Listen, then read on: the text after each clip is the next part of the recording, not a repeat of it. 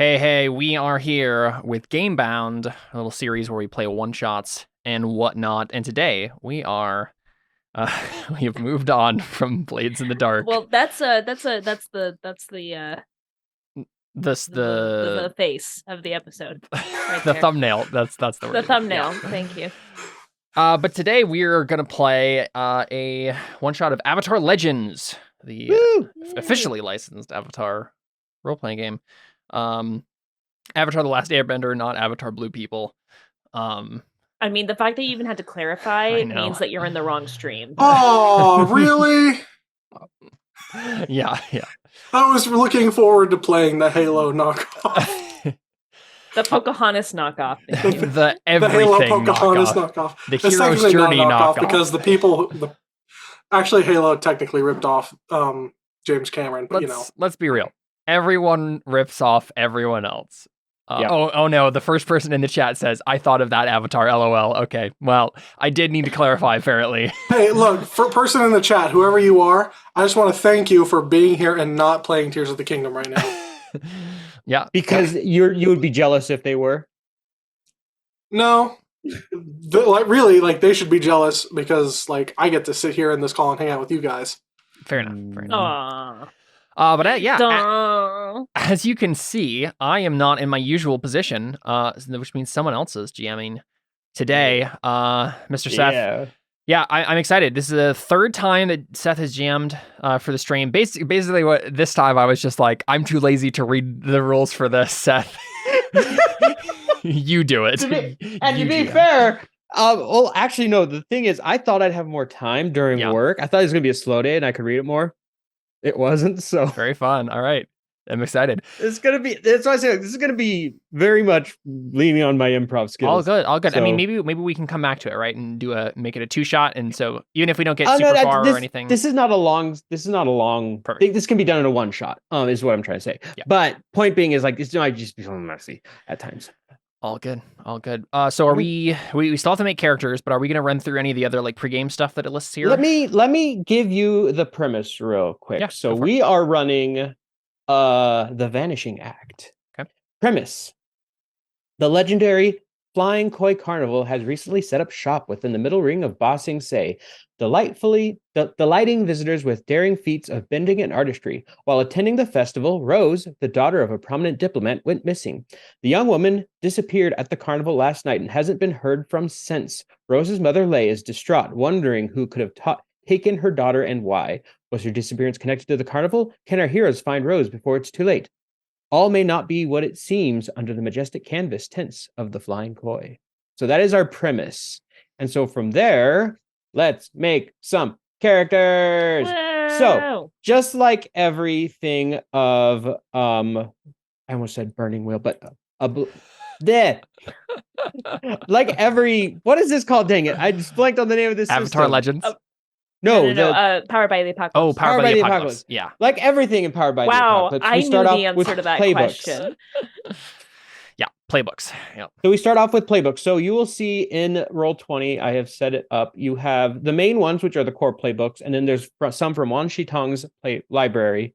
Wang Shitong's Adventure Guide, and there's some playbooks in there. Let's just go through. I have a question. Yes. Does anybody notice that I'm not in the game? I sent you the link. Did you not get it? Oh, you sent the link. That's why. I was looking at my games on Roll20. I'm like, which one of these am I supposed to do? Yeah, we have so many at this point. Yeah. Yeah. I sent it a couple days ago. So just scroll back a little bit. Oh, wait, right. Duh. And I'll just start reading. Seth, we're doing Roku era, right? We're doing Roku era, just so if any of you actually hope. Hey, do any of you guys want to be airbenders? I do not. Jordan? Then let's make it Aang era, because actually this makes something to make a little bit more sense. Okay. So this is after the 100 Years' War. After the events of Avatar: The Last Airbender. Yes. The main reason I was going to say Roku era is just so everyone had the opportunity to be an airbender. But if no one wants to be an airbender, doesn't matter. Makes sense to me. Get those airbenders out of here. Is that okay with you? I know you said you wanted to be a specific, potentially I'm influence. going to be The Rock. Okay, so let's go through the playbook. So we have the Adamant, a zealous advocate with a heart of gold and a diamond hard will, ready to do what it takes to fix the world. Their balance principles are so every character in this has balance principles where they go between two kind of ideals. This is Avatar, so it's all based off of balance. So yeah. So their balance principles are restraint and results. So is the point of those to balance between them or to choose one or the other? I was slightly unclear looking at it. Okay. Depends on what you want to do. So those are both valid options. Okay. There are valid options. Now, if you go too much in a certain direction, you will go off balance, and that is a little wacky, but we might not get there tonight. It's unlikely. Then there's the bold, a charming adventurer who knows they're greater than others assume, striving to show their worth. The balance principles are loyalty and confidence. The guardian, a protector and defender devoted to others, perhaps to their own detriment. They have adopted one of their companions as their ward. Their balance principles are self-reliance versus trust. The hammer, which Alyssa has already taken, and we can only have one playbook per person, just to keep it balanced. A fighter looking to solve problems by smashing them, even when that might not be the right solution. Their balance principles are force versus care. The icon, a chosen figure of ancient tradition, expected to carry forward the duties of their role regardless of what they want. Their balance principles are role versus freedom. The idealist, a survivor of some terrible harm, now struggling to maintain hope and belief in the good of the world and others. Their balance principles are forgiveness versus action. The pillar, a proficient leader coming from their own special team, but now devoted to this new group of companions, trying to help others to cohere. Their balance principles are support versus leadership. The prodigy, an extraordinary, capable practitioner of their training, but that tends to make them a bit too arrogant and isolated. Their balance principles are excellence versus community. The rogue, a vagabond who has struggled to survive. They've never felt they belonged, and they've become a rebel and a troublemaker to make it. Their balance principles are friendship versus survival. And the successor, the inheritor of a massively powerful legacy, known all over with its own dark history. Their balance principles are tradition versus progress. So, Alyssa's already picked the hammer. So, Caleb and Jordan, you have choice between, and we can go over Wanchi Tongs if we want to. Yeah, I decided not to play the Elder. I was thinking about it, but okay, I'll be the same age as everybody else. I'm thinking between the Adamant, the Idealist, and the Successor right now. Just to give you an idea, in case you want to, Jordan, just to read through the names real quick, the playbooks from Wanchi Tongs are the Destined, the Elder, the Foundling, and the Razor. The Razor's raised to be a weapon. The Foundling sounds like they are torn between two heritages. The Elder is an older person. And the Destined are the Destined to be great or something like that. Yeah. So what is sounding good to you, Jordan? If you want me to read one again, let me know. So are you thinking, Caleb? I'm thinking it might be the Successor, because I think it might be interesting if I'm, someone from the Earth Kingdom or something, who like maybe my family knows the family of this diplomat, and maybe I have like a reason beyond just like, oh, be a nice person to go searching after this person. That could work. That could work. What about you, Jordan? I'm looking at what was it the Guardian that was like the protector person? Yes, a protector and defender. You could have it where you are so protector. The Guardian is a protector and defender devoted to others, perhaps to their own detriment. They have adopted one of their companions as their ward. So you could have it that you're actually the ward of Caleb's character, where you're like his bodyguard in a sense. Oh, that's true. Yeah, I'm like the nobleman, and you're my bodyguard. It'd be fun. Okay, yeah, I like that. That's fun. Let's roll with that. Okay, so everyone has now picked. So wait, are we both your bodyguard? Because that kind of goes. Well, no, I'm thinking you're probably. Here's just an idea, Alyssa. I'm thinking you're probably like my I'm riches, you're rags. You're like my poor friend, right? Your poor friend. Right. I'm your mute poor friend who you just took pity on. Yeah. And you're like obviously skilled and stuff, but like I feel like our relationship is like my family probably doesn't want me to be friends with you. But like you're just too cool to not be friends with, sort of a thing, right? That's pretty funny. Maybe you brought him along because you're trying to impress him. Like, hey, I've got this cool thing. I'm going. Oh, no, her. Or like, are you? Yeah, I've got this cool That thing. is a good question, Alyssa. Are you a join? female or a male? Probably female. I don't Yeah. really like playing males. Yeah. So Yeah, they stink. Hey, would you like to come over to my house to play Xbox? I don't like Xbox. I like Nintendo. Would you like to come over to my house to play Nintendo? I'm rich. We have all of the consoles. Cool. Yeah, what's the next step here? So you guys picked your playbooks. Now what you do, go ahead and open up your... Oh, Jordan, I need to give you access to your character. Your name is Seneca, Alyssa? yeah. That's hilarious. You didn't hear her say that earlier? Why is that funny? No, well, Seneca's like a Roman general in history. That's why I've heard that name before. I just thought it was funny. Seneca means from the rock in Native American. Oh, I see. Okay, so go ahead and I think the only person who hasn't done this is Jordan probably, but go ahead and open up your character sheet. Go ahead and select the Aang era and go and select your playbook. Or sorry, not a general. He's a philosopher. I just want to get that right for the stream. So then if I'm your poor friend, I'm probably urban then for my background. Yeah, that makes sense. So yeah, now you go ahead and pick. You can choose between, I believe, 2 backgrounds. Up to 2. Oh, you can choose 2 of them, or there's ones that it gives you as options. Wait, this is not in the order. Choose up to 2 backgrounds to describe your character's upbringing. So you can choose up to 2 of those. Cool. I just picked urban. I'm just gonna do privileged. Then you go ahead and pick your fighting style. There's waterbending, airbending. Well, no airbending if we're doing this. So waterbending, earthbending, firebending, then weapons and technology. So that's like Zuko when he's fighting with his swords, and well, I guess more like Sokka when he's fighting with his swords. Or his boomerang. And then technology would be, I think the technology is probably more Korra era, but you like could do Asami. technology-based stuff. Yeah. So there's no like specific, there are some moves specific to bending styles, but generally if you want to do something, you just do it. The system doesn't really limit you to what you can do with your bending so much. Obviously, like you can't say, yeah, obviously like certain things that are more advanced, like blood bending is going to be like a specific move you have to take. But for most things, like you can probably do it, like lighting a fire, you not have to roll to light a fire or something like that.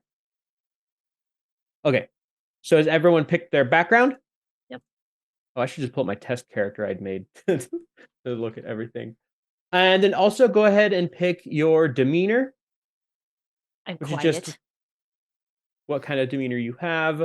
And then after that, pick your fighting style. Now, your fighting style is just what it sounds like. It's just a fighting style. It doesn't have to be anything specific. It can literally just make it up like your quiet monkey style or something like that. It really doesn't matter. And I just realized aggressive.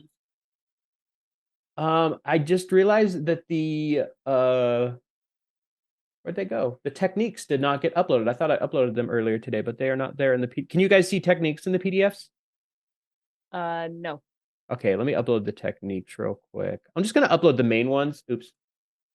It is in there. It's you didn't name it. It's peculiar pamphlet. It's like the default name it gives. Oh, maybe that's why something glitched out. Because there was another thing in there called peculiar pamphlet that I thought I deleted. So my name is going to be Shu Fen, which is in this list of names here. Apparently, a Chinese name that means good fragrance. But I like the way it sounds. So nice. He's so fancy. He smells good. Indeed. Oh, okay. Yeah. Some of the forceful blow. What are you Another thinking? thing is, so sorry, real quick. And one other thing, obviously we have our stats, like in all Powered by the Apocalypse things. The stats you have are by default are there. You can go ahead and pick 1 and increase it by 1. And I can read through what the stats mean here in a second if you. Jordan, what were you thinking for demeanor? I'm trying to pick mine. I was thinking polite. Polite, okay. Oh, it gives different ones for each playbook, I think. Cool. So polite and you're quiet. Okay, I'm trying to decide here. The options it gives me are perky, intense, by the book, casual, arrogant, and oblivious. I'm thinking oblivious might be fun. That sounds great. Okay, I'm gonna do that. You're like, they're my friends. Yeah, exactly. What's the problem, Mom and Dad? Yeah. What do you mean that I can't interact with the commoners? Real quick, just to read through what the different stats mean, so you can know what to increase them by, or which ones you might want to increase. Obviously, you can go by what moves you have, but yeah. Creativity measures your ability to think quickly and unconventionally, to come up with surprising plans or breathtaking art.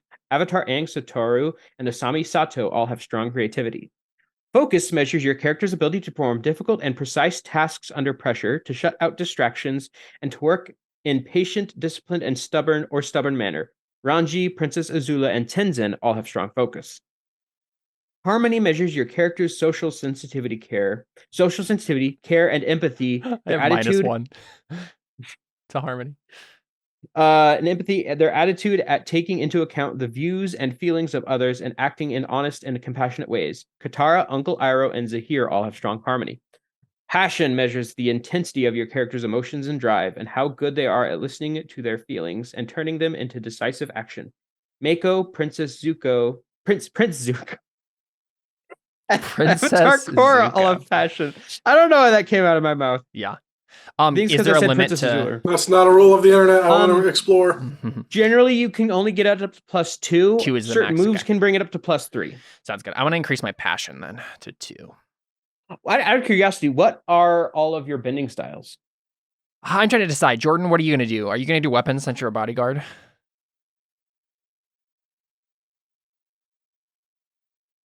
Because Alyssa's doing earthbending, obviously, but you can do weapons. Okay. Oh, I don't know what to do then. My options are earthbending, weapons, or technology, really. Because I'm going to be an Earth guy, an Earth Kingdom dude. I don't know. I don't think technology makes a whole lot of sense. So which one is weapons? The black one. Ah. Yeah, it's the most unclear of them. Yeah. It's like it couldn't have made it a sword or something. Like that's weird because it looks like a sword in the character in the book. It's a boomerang. I see what it is. It's like a boomerang flying. Yeah. It just looks like an arrow with like a swirly. It does. I don't know. Because I don't think technology makes a lot of sense. He's not like a person who would do that sort of thing. Earthbending would just make sense then. Yeah. Yeah, I think I'll just do earthbending. What about you, Alyssa? What's your bending style? Earth. Oh, that's air. Earth? Okay. So you a bunch of earthbenders in here. Well, apparently I'm not an earthbender. Oh, okay. And then what is your fighting style, Caleb? I don't know. What are the options? It's just you get to select something. Just like what would it be? Like it's it can literally just make something up. There is no defined here. I see. Yeah. So like sand bending, moving into and traveling through earth, wearing bands of stone and using them as controllable rings. Those are techniques. No, those are fighting style suggestions. That's what it says. Right below. So I'm on page 118. Of what? Of the main book, the core book. Oh. Okay. So it says like fighting style suggestions at the bottom of each of these martial trainings. Oh, okay, I see it now. Yeah. So those are just suggestions. You don't really have to. Right. But that's the sort of thing it's asking. Is like, what's your specific way of doing this? I'll read it from here. Once you've chosen a character's training, decide on their signature fighting style. A fighting style changes the way your character fights, making them different from other benders of the same element or other non-bending martial artists who use the same similar approach. You don't have to develop every single move they know. A simple phrase or rough description is enough here. If you're a weapon fighter, you might write down boomerang expert or choose something more evocative, like naming your character's style of using a shield for offense and defense, lion turtle style. Some more playbooks allow you to gain second kind of training. Oh, that's other things. Yeah. So it doesn't have to be a specific thing. You can kind of just make up what you want it to be. Yeah, I'm trying to. So, like for a firebender, you could go sparky, sparky, boom, boom. Or yeah, you could essentially. But that would, I think that is that called chi bending? I don't know that. No, what's that called? There's a specific name for that. What they do. Yeah. I know exactly what my fighting style is called. What? It's called Stop It.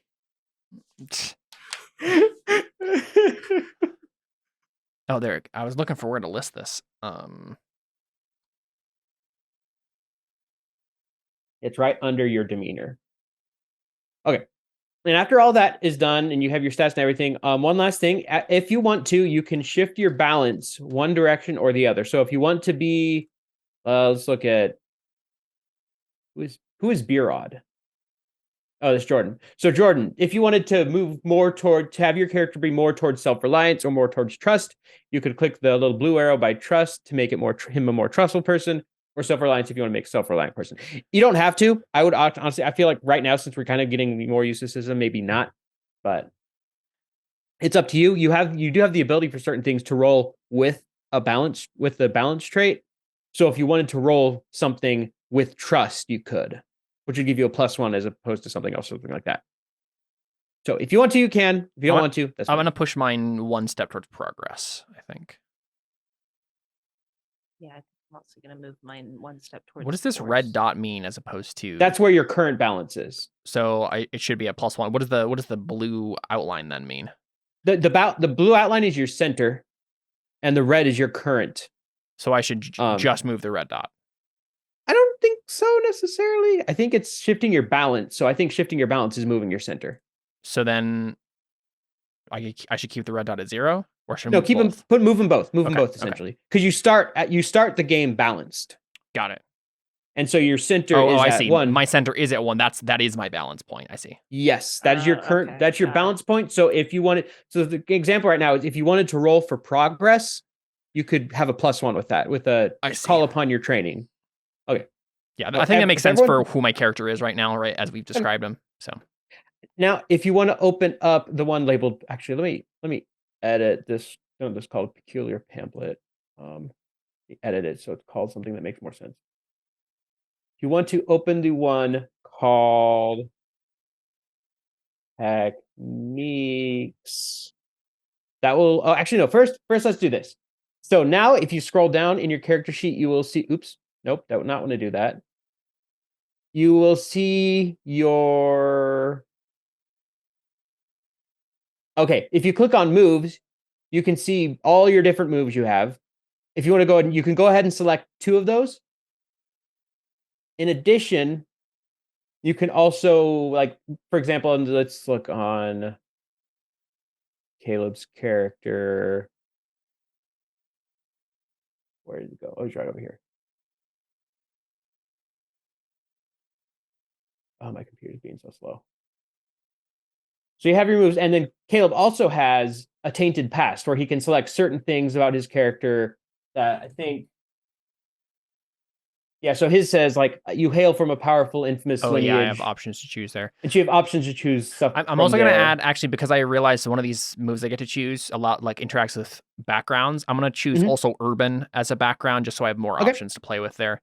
Because that makes sense. I grew up in Boss Sing Se as a privileged person, but I've spent time in the city and stuff. You like to hang out with the common people. Indeed. So I'm going to choose Black Koala Sheep for one of mine. When you behave in a way that shocks and unsettles people from one of your backgrounds, roll with creativity to intimidate them or push your luck. And I'm also going to take Way of the Future, giving me +1 creativity. So okay. And were you gonna move? Did you increase your +1? Or are you gonna keep that +1 in passion? The extra +1 you gave yourself? I'm gonna keep it in passion. Yeah. Okay. Just asking. Mm-hmm. And then you can go. There's also while you're doing that, after you're done with that, you can also go into combat techniques. You can see the techniques you have, and you can also add one. You'll have to type it in manually. Oh no! Oh, they're already in here. Awesome. So if you go ahead and click the plus button, you can see a list of techniques. You can pull up the PDF to see which ones you actually have. So for example, since you're an earthbender, you can select the ones under earthbending. So do I get one of those to choose at the beginning here? Just one of them. Just yes. one. Okay. I don't know why some of them are starred. Thank you. I don't know why some of these have stars on them. Like if those are like advanced ones or not. So the universal techniques are ones everyone has. You mean everyone can get? Yeah. Oh, The ones with stars on them are rare techniques. So I guess you could just pick from any of these. How do I get off of this menu? Oh, there we go. Okay. So it lists one already in the middle there. Do I just get that? You have one. You have one by default, given your playbook. Given your playbook, okay. And then you can take another one, or it's out based off your bending style. I'm not sure exactly. And you can pick another one just for fun. There are some that makes it you have to learn it, but I'm like, we're just playing this once. Let's just give you guys a technique for funsies. Cool. So yeah, you can pick a universal technique or a one based off of your fighting style. What does rock shoes do? Oh, perfect. Yeah, I'm gonna choose that one. That one's cool. What's that do? Dash onto a vertical wall or the ceiling and cling to it with shoes made of stone. Mark 1 fatigue to become favored and seize a position without allowing any foe to block this technique. As long as you remain on a vertical wall or the ceiling, you remain favored.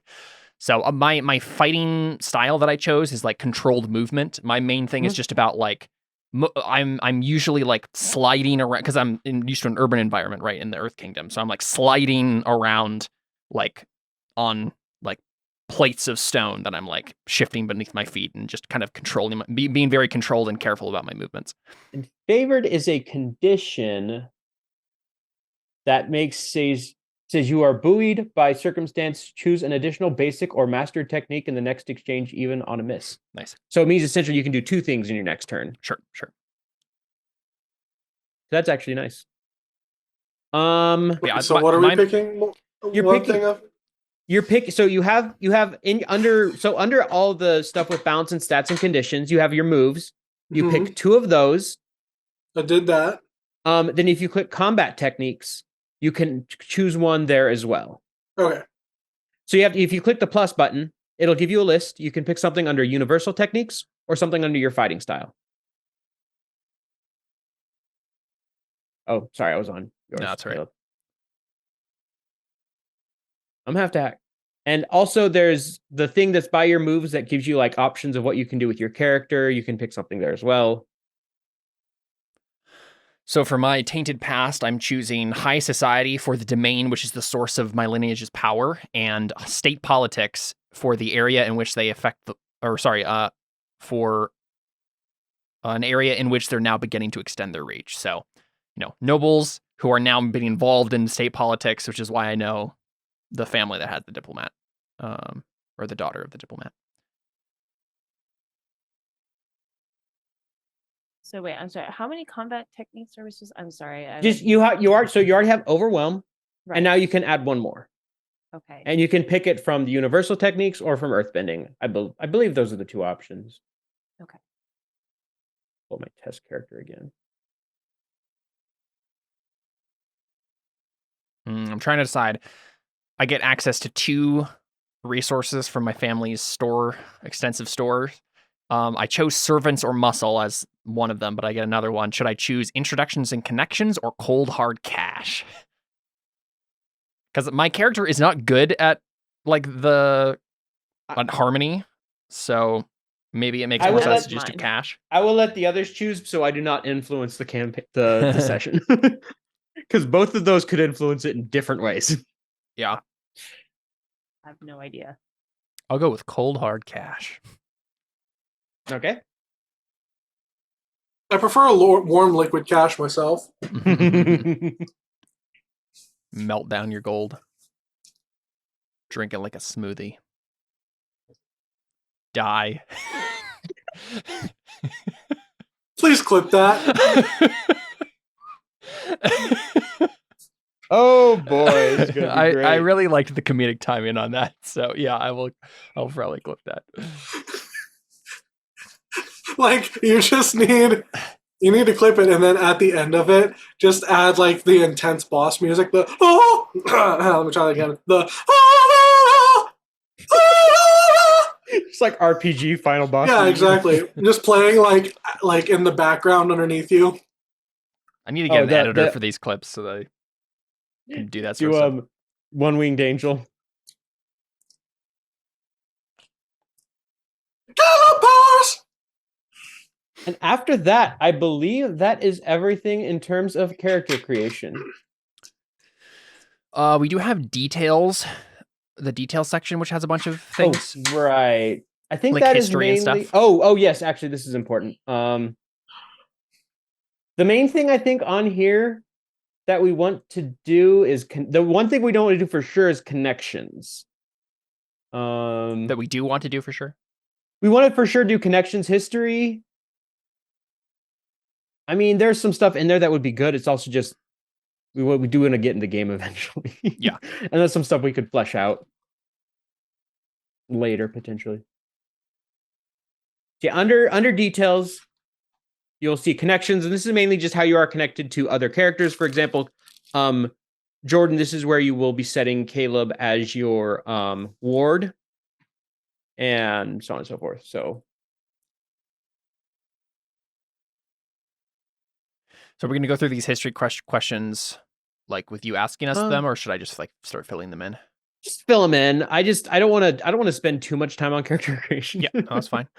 Like look at what yours are, Caleb. I'm trying to think. They might. My thing is, I don't want to spend so much time when they may not even come up. Yeah. Like my first one is, who is the current head of your lineage? How do you love and frustrate? Yeah, that's not gonna be relevant. Well, I'm gonna write it in anyway, Seth. Yeah, no, go ahead. Go ahead. It's just if it's relevant, it will come up. It's just I'm not going to. Given we're not doing a long campaign, I'm not going to be drawing on it necessarily. Caleb, tell me about your parents. Are they kind? I mean, you don't want them hanging out with Alyssa. I don't really know. How do you love and frustrate each other? Your character look. Probably my hometown is probably Bossing Say. Yeah, that's a minus. It makes sense that you guys are probably all from Bossing Say. Mm-hmm. I'm from the Air Nomads. Which Air Nomads? All of them. Yes, all of them. I'm from the secret underground Air Nomads. Canonically, there were some for a bit.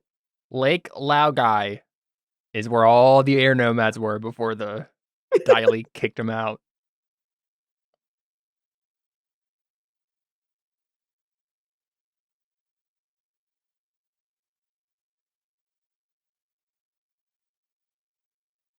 Caleb, I can't see your character sheet, so what is your character's name?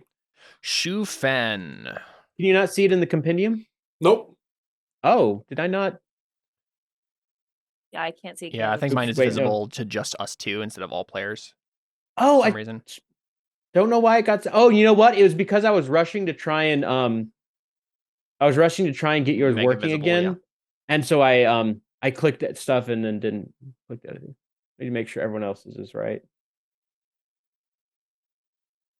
Yeah, because everyone else is right.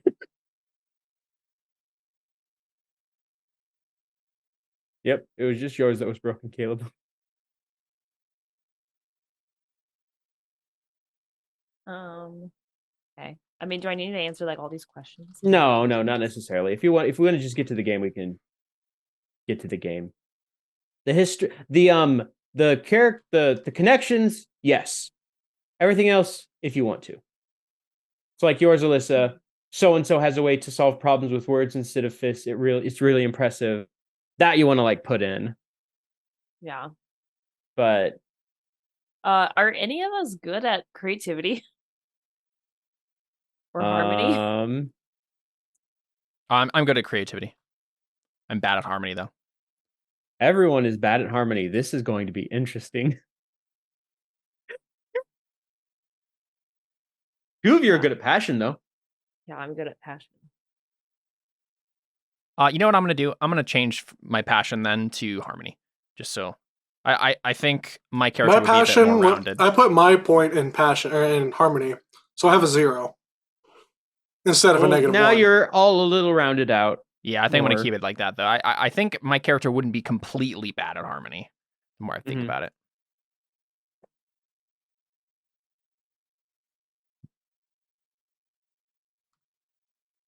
I'm just filling out these questions real quick. And you said you did want to go through connections. I just want to make sure we have our connections because connections. Those are connections between the characters, right? The player. Yeah, characters. it's just like any other Powered by the Apocalypse game where you set the connections, and the connections are how you guys kind of know each other and sets up some things to work with on that sense. So I don't know. I feel like the only thing that makes sense here is I worry Birad won't be able to hold their own when things get tough. I'm gonna toughen them up. Like maybe I'm like worried that like, oh, you are his hired bodyguard, but it's not like good enough. I don't know. You're a hired bodyguard, but I have more passion than you. So and then I actually care about Shufen. I love him. Well, because passion is also the kind of like the strength attribute in a sense. Yeah. It's the closest thing it has, I think, to strength. Right. Double check that. Shufen Senpai, notice me. Indeed. Cool. Yeah, we can go through connections then. Like, yeah, what are our ages exactly? I'm thinking I'm like 16, 17. Also, what statuses? We'll get to the statuses. They either increase or so we can go through them. It's in the printable play materials if you want to look at them. Oh, okay. No. I see. So this is like when we're in combat. Not always. So it's like conditions, just like any other Powered by the Apocalypse game. So actually, no, those are like no. Conditions are another thing, but yeah. Yeah, conditions are another thing, but statuses are kind of they're similar. So let's. Yeah, I get it. Yeah. Okay, so my connections. Blank has major concerns, fears, or grievances with my lineage and with me by proxy. I mean, I guess probably like me, Alyssa. Yeah. What's your character's name? Seneca. The Rock. I was double checking. Yes, the statuses are just combat related. Got it. Yeah. Blank seems free of their past in a way I wish I could let go of mine. Hearing them talk about the future feels amazing. Is that you, Jordan? Read that again. Blank seems free of their past in a way I wish I could let go of mine. Hearing them talk about the future feels amazing. Yeah, probably. Okay. My character is a very, very big, like peaceful character. Got it. Very think Lenny, except more intelligent. Mm-hmm. Very fun. So what about you, Jordan? Blank looks like they're more capable without my help. I'm glad some of us can take care of ourselves. That's probably Seneca. Wait, what was it? Yeah. So-and-so Seneca looks like they're more capable without my help. I'm glad some of us can take care of ourselves. It seems pretty and fitting. Shufen is my ward, and then Seneca's are Shufen has a way to solve problems with words instead of fists. It's really impressive. That makes sense. I worry Birad won't be able to hold their own when things get tough. I'm going to toughen them up. Sounds great. That's right. You're GM. You can look at everyone's character sheets too. Oh yeah. Okay. Good for the stream. Are you guys ready then? Sure. Yeah. Sounds good to me. Okay. So let me just read the setting again. Let me find the page the setting is on again because I flipped away from it during character creation.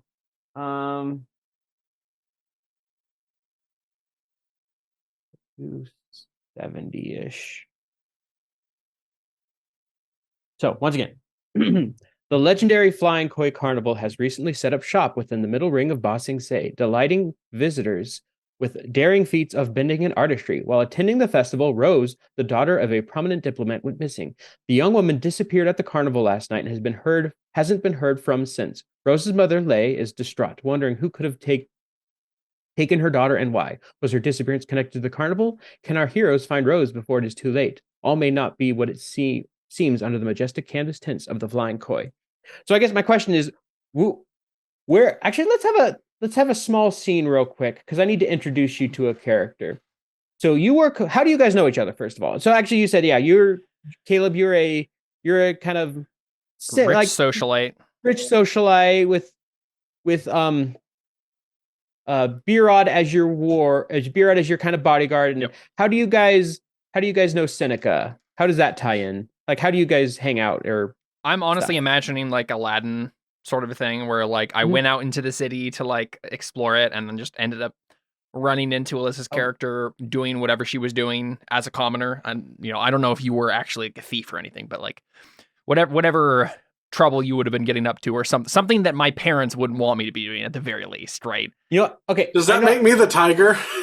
Sure. Yeah, but you came with me. I think I know how we'll start this then. I think what's happening then, because you're a socialite, Caleb. Your family's well-to-do and everything. You've probably heard that this person, this noble diplomat Lay, you found out that she seems troubled as of late, and you guys three are hanging out, and maybe you decide we should go take a visit and see what's going wrong. Maybe see if we can do something about it, because with the daughter.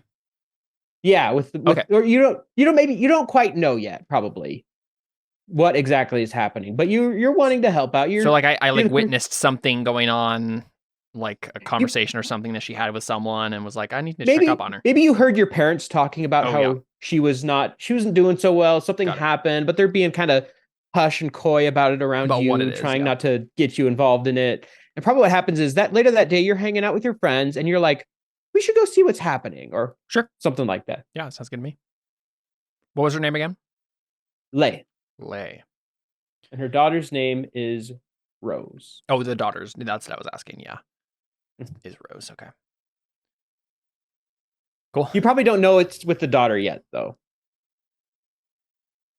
So I just know there's something going on with the family itself.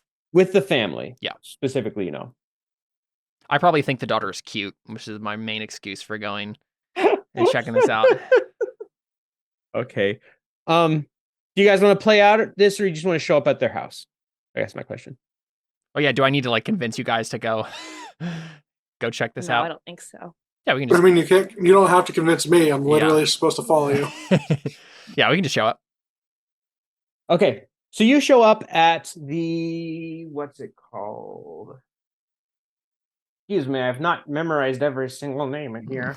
Wow, for shame. You show up at their villa, however you want to pronounce that, and you probably hear like kind of some crying, like some like ruckus or something in the room, where people like running around and everything. And as they're running around, you probably do like notice a servant you recognize just like wandering around the front kind of the estate, just kind of looking a little panicked. What's going on? Is everything okay? Wait, let me find a name.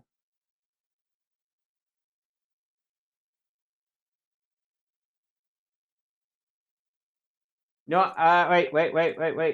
Dang it. I flipped away from the character creation section, and now I need it again. Because it has a list of names. Mm-hmm.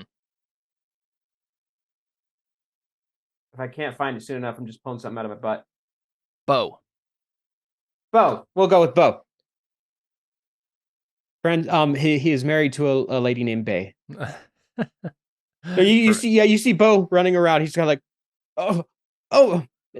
what would he call you? He would just call you Master Shufen or something. Oh, Master Shufen. Oh, it's a pleasure to see you. Now's not the greatest of times.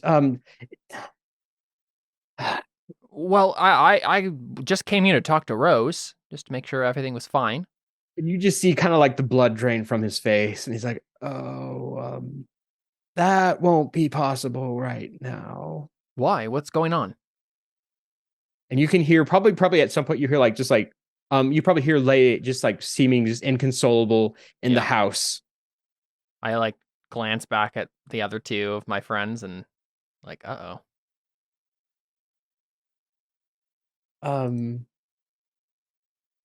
he just kind of like like screw it and says, Rose is missing.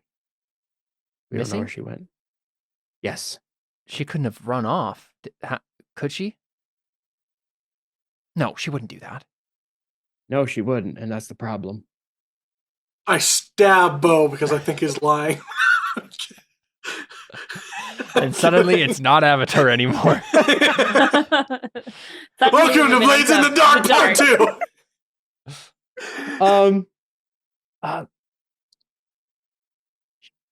So like, yeah, that's the problem. She wouldn't just run off. So someone took her. I think I just immediately barge past him towards wherever Lay is. Yeah, that's fine. He's like, wait. And I just look at Barad and just go B-Rod. B-Rod. He might call, and he might actually call out to you at that point, Caleb.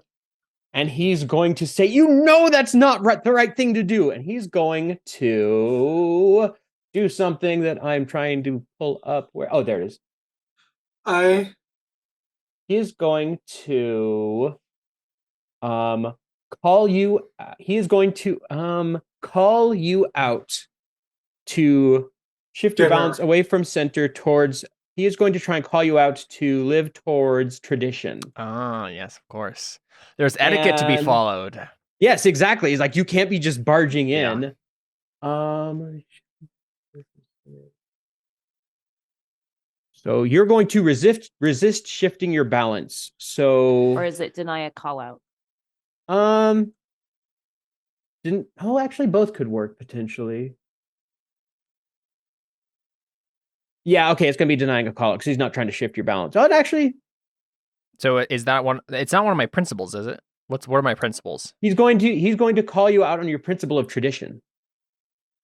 Oh, right, those are my principles, and then I have a balance between them. Okay, yeah. Trying to decide which one this is. Yeah, it's going to be denying a call out. So, where's the button for that? It's going to be it's under balance moves, deny a call out. What am I rolling with? Tradition? Right, but how do I do it? Because what number does that mean for me? I don't know. Oh, because I'm shifted over, it must be -1. Yeah. Yeah, okay, I see how it works. All right, there you go. I got an 8. A hit. So that is a partial hit. So on a 10 plus, the words hit hard, you must shift your balance. On a miss, you stand strong. Oh, on a miss, you stand strong, clear a condition, clear one fatigue, and shift your balance, your choice. But isn't there a partial success? Which is the 8? It's just on a 10 plus, the words hit hard. And I think this is because this is a very binary thing. So in this case, no. On resisting a shift in your balance, it would. Oh, I see. Yeah. Oh, no. On a hit, act as they say or mark 1 fatigue. It's right there. Oh, right. Sorry, I missed it. I was looking for the numbers 7 through 9. Yep. So it just says it's a hit is what it's called. So. Okay, so mark 1 fatigue. What does fatigue do? Fatigue is just it's very similar to fatigue in other actually stress in or something. Blades in the Dark. It's like stress, where once you reach the max of it, you have to essentially calm down for a little bit. Got it. I am gonna mark fatigue and just push on. Okay. Yep. So I barge into whatever sitting room or whatever she's in right now. And you see Lay sitting there, and she is standing with someone. Actually, I wanted to use Suspicious Mind. What's that do? When you watch a person carefully to figure them out, roll with focus. Mm-hmm. You wanted to do it on the servant? Yeah. I'm not sure that's necessary. So what is the move you want to do? Sorry. Suspicious Mind. When you watch a person carefully to figure them out. I mean, sure, if you want to do that, you can go ahead. I'm not sure it'll do much, but you can. I just like the idea of my character having this recurring thing where he's just squints his eyes and it's just shoo, and then he's like, "Are you telling the truth?" kind of thing. Go ahead and roll Suspicious Mind. So roll focus. As B-Rod walks past, he just goes like this to the guy. I'm watching you. Oh, and you get a hold 1 if so. This is what I'm thinking. Full hit. So on a 10 plus, hold 2 against them. Is it just against them or is it? Hold 2, spend your hold 1 for 1 to ask their player questions while you observe or interact with them. They must answer honestly. So. Oh, so this gets an NPC. So yeah. Basically, you're the player in question here because you're the GM. Okay, fair enough. Okay, so if you want, you can use those 2 to ask me questions about Bo. What are What are you worried about? What are you truly feeling? Freaked out. What do you really want right now? Probably the food I was sent to go get because we ran out and Lay is acting out. You can probably see he was like holding an empty tray with like crumbs on it. So he's like, he was going to get food because she was like in a very panic. So he's just trying to like get her something to focus on instead. Okay. So. So guys, it's okay. I have done it. I've made sure that Bo isn't the one that kidnapped her. Okay. I'm going to do this with every single NPC. Sounds great. So inside you see Lay, who is if I was GMing this, like you making these rolls would make me automatically like change in my mind who it was, because as soon as you like failed at some random person, I'd just be like, okay, well that's who it is. I will say this is a very open ending. Yeah, this could go a few ways. It was me all along.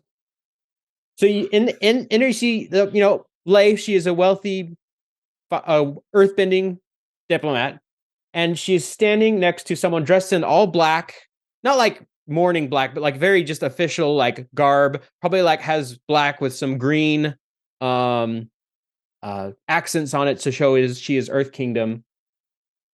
An old, probably like not quite an adult, not middle-aged, but not young, like probably like in her mid-30s or something like that. And she looks very serious, very, very serious and very driven and very not friendly at the moment. And she just look at you and say, "Who are you? What are you doing here?" And Lay would probably turn to you and say, it's fine, Ziming. They're fine. Hi, hello, it's... Dang it. My lady, I'm so sorry to see you distressed like this. Shufin, I heard the bad news. This is really not the time. It's really not the right time. Of course. But I just wanted to let you know that if there's anything I can do, anything, you know that I loved Rose like I was trying to think of the right thing to say. What I meant to say was like, you know, I loved Rose like a sister. You did. Wait. And then that officer's detective... Or at the very least, like we're cousins and we live in Alabama. At this point... I just like raises an eyebrow. At this point, the person who's been identified so far, Ziming, just turns to you and say, "How did you know something was going on with Rose?" I probably don't want to get the servant in trouble, so I just say, well,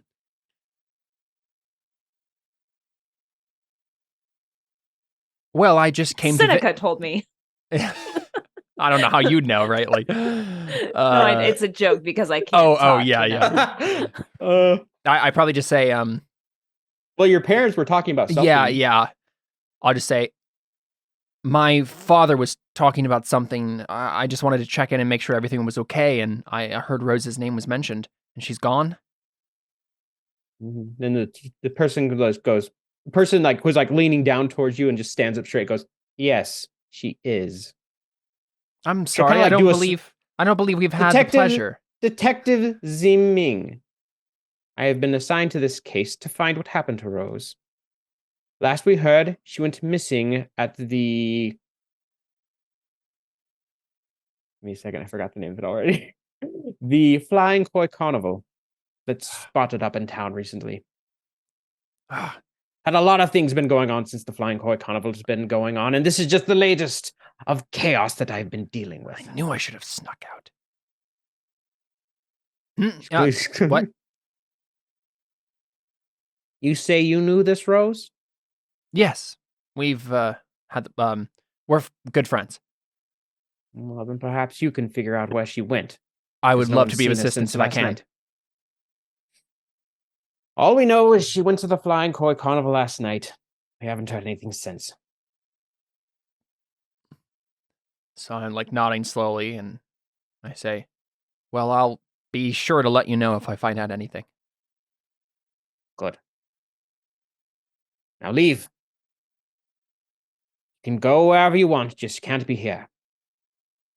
Lay is inconsolable. Yeah, I just like turn and roll my eyes at my companions and just like... I'm like... yeah, I just mouth rude. And Seneca just goes like, go upstairs? everything? Like, look. Yeah, so I kind of like take you by the shoulders and just kind of like I'm like, we'll stop bothering you, and we just kind of like walk out of the room, and then I whisper to you as we get around the corner. I'm like, I know, I'm going to do it. I just don't want to make sure. I want to make sure that he doesn't know I'm going to. So where are you guys going? Beerrod, can you watch the stairs? Yeah, he nods. I don't know why. I would like to point out, because I don't think I mentioned this, my character has an afro. Okay. Oh dear. So you just see it bobbing up and down as you nod. So like you hear like the creaking. So one thing you know about this, wait, I'm like trying to flip through two separate pieces of this thing. Trying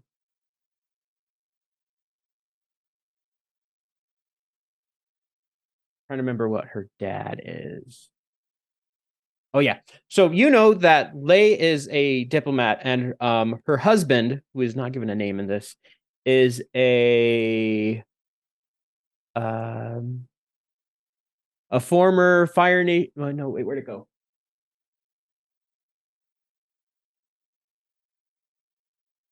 Oh, right. So her mother is actually a Fire Nation colonial, and the father is the diplomat. That's what I thought. I thought I had heard that originally. Okay. Yeah.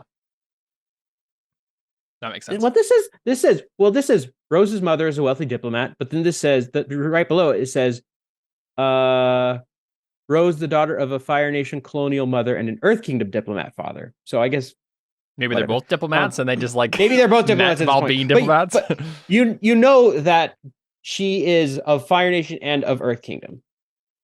All is so fair as you guys in diplomacy and romance. So where did you say you guys were going? Yes, well, I was gonna say basically we sneak to like another part of the house, right, where the stairs are to go upstairs, like where her room would be, and we have Beerrod watch the stairs, and me and whatever. So the house, I can't remember your Seneca. So yeah, me and Seneca go upstairs to check it out. The villa is so I'll just read this part here. The villa is characterized by a stately dignified quality. Everything is spotless. Everything has its place. A mix of Earth Kingdom and Fire Nation artifacts and art decorate the walls and halls as if the villa were a museum and not a home. Rose's room, untouched since her disappearance, stands in stark contrast. The desk is stacked high with scrolls and papers, the bed is unmade, and the closet is a disorganized mess with a pile of laundry in one corner. And you know, my room. Shrufin, you know that Rose was a bit older than you, and she was studying to be a philosopher. So maybe the stacks of papers make sense, maybe they don't. But remember did you say that something was missing that should have been there? Did you say that something? Did I hear the word empty at some point? Maybe in that description. Maybe I. Rose's room, untouched since her disappearance, stands in stark contrast. The desk is stacked high with papers, scrolls and papers. Bed is unmade, and the closet is disorganized mess with a pile of laundry in one corner. I just misheard that. The thing I know I said that her father's name is missing. Her father does not make an appearance in this. Because for some reason I heard like desk empty, and so I thought like No, my first inclination was like, oh, she did run away. Like she's gonna go meet some lover somewhere. But okay. Stack of papers. The room is a mess. Room is a mess. I want to go over and read the papers. Yeah. Okay. Yeah, I'm looking around at everything else.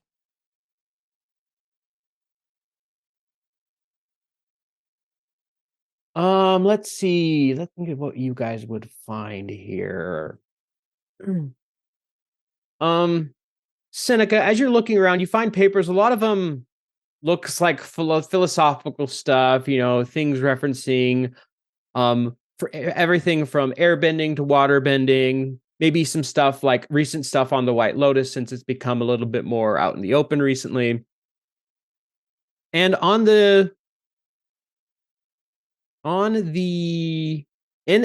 one stack of papers, you find a paper crane, like one of those folded up paper cranes. Right, an origami crane. Okay. Yeah. I want to gently hold the crane in my hand. In your heart? in my up to my heart, just like what a little crane. Do I see like any writing like in it at all? You see it does look like there's something written on the inside of it, potentially.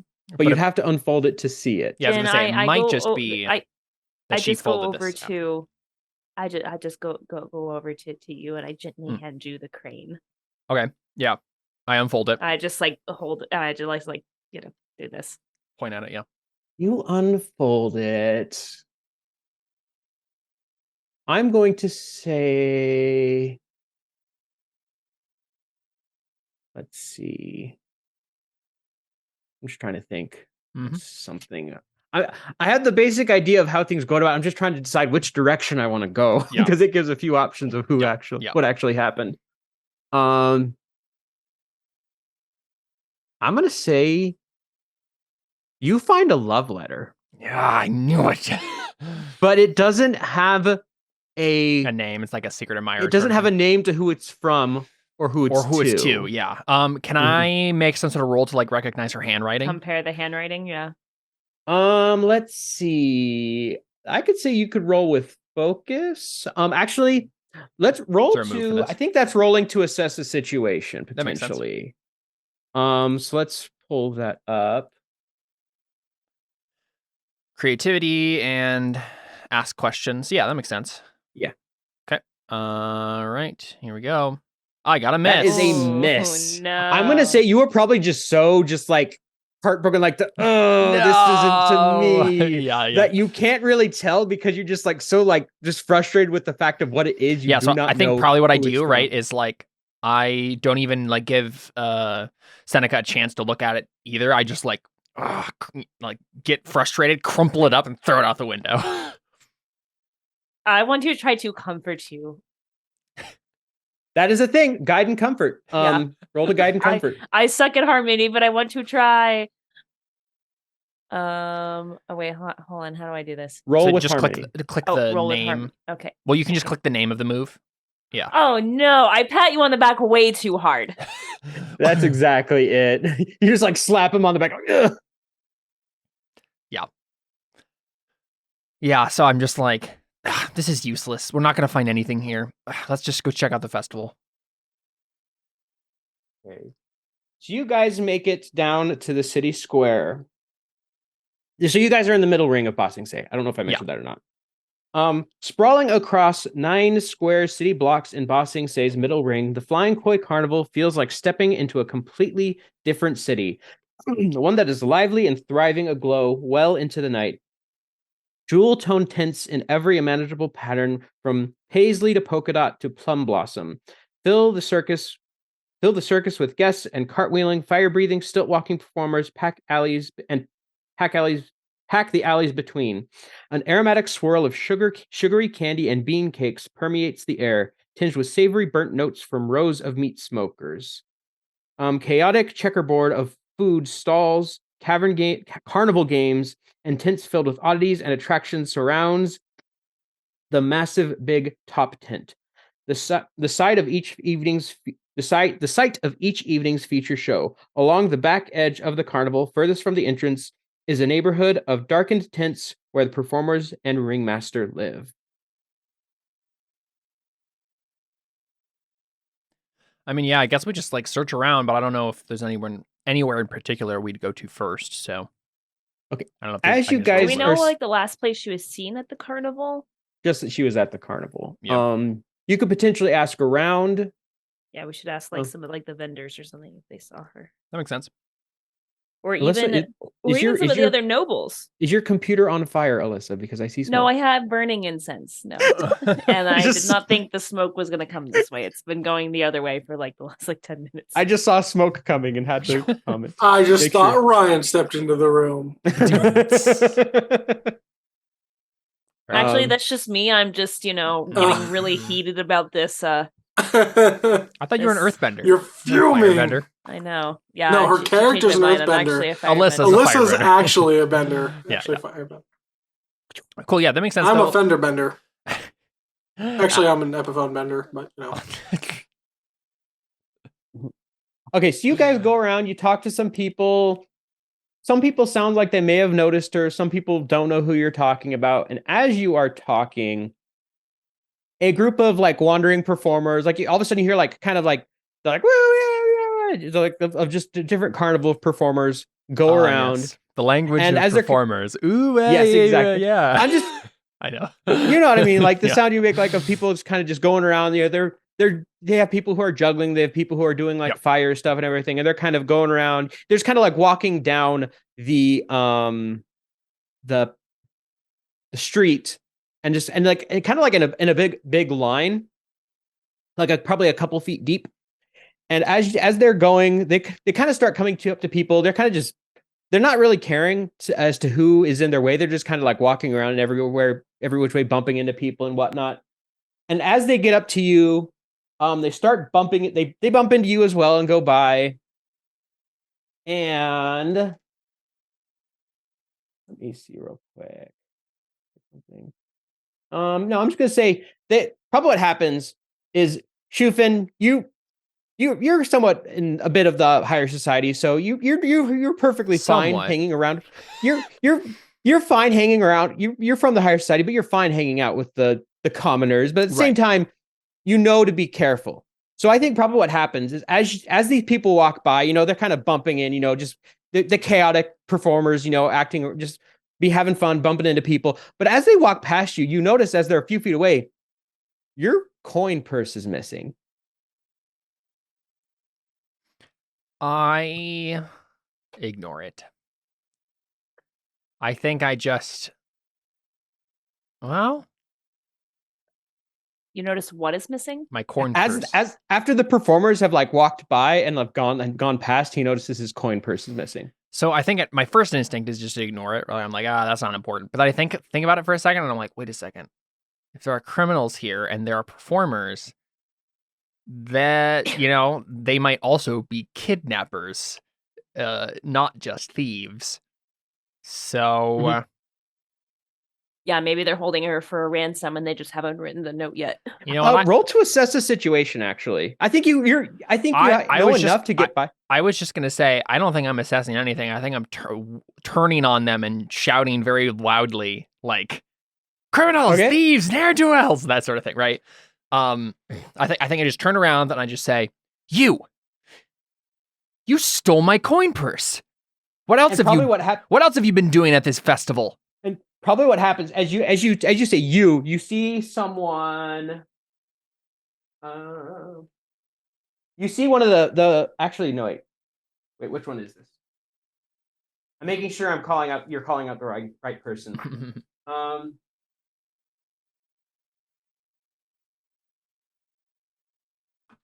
Yeah, you see someone who is like no. Probably what happens is there's like one person who is firebending and one person who is waterbending, and they're kind of like making it go in circles around each other, like making a loop. And probably as you turn to it, you turn to the person who is waterbending. Like as you say, the person who is waterbending turns to you as you say this. They look to you, and they probably book it. And we are going to go into combat. Okay. Of course, that's a water type. Earth people are weak to water types. Please don't tell me that's Virat's voice. Please. It's not. Okay. No. Afro and that voice, I can't take it. No. B-Rod's voice is more like this. I see. Big and booming.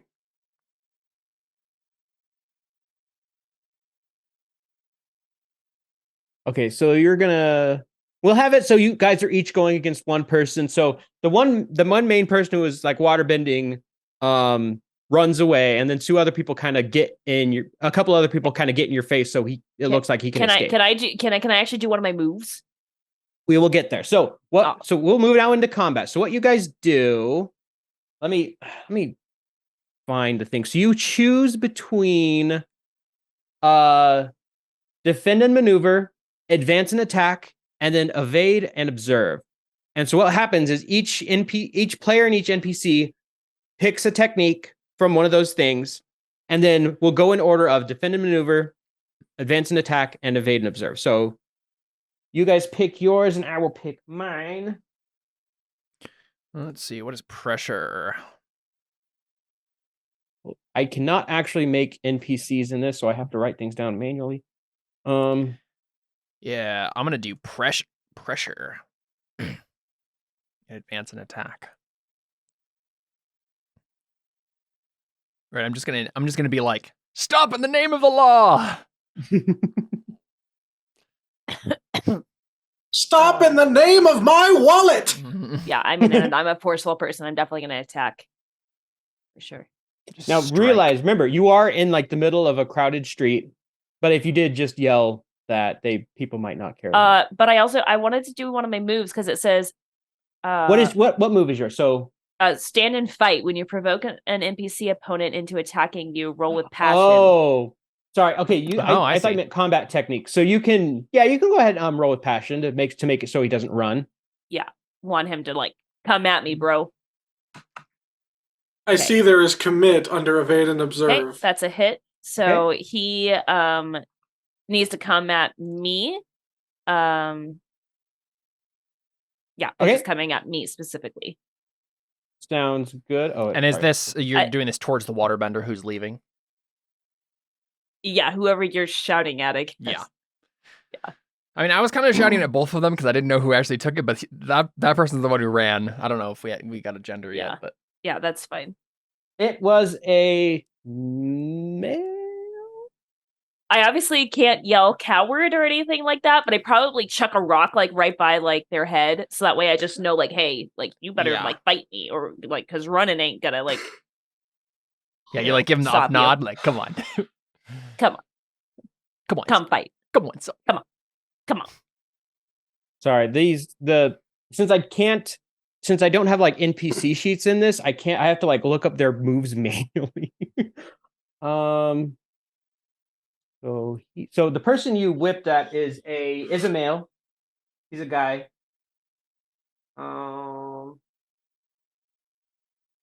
Yeah. He's going to do.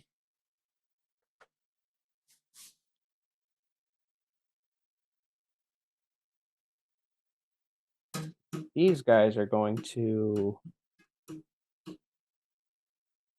It's just a basic move for them.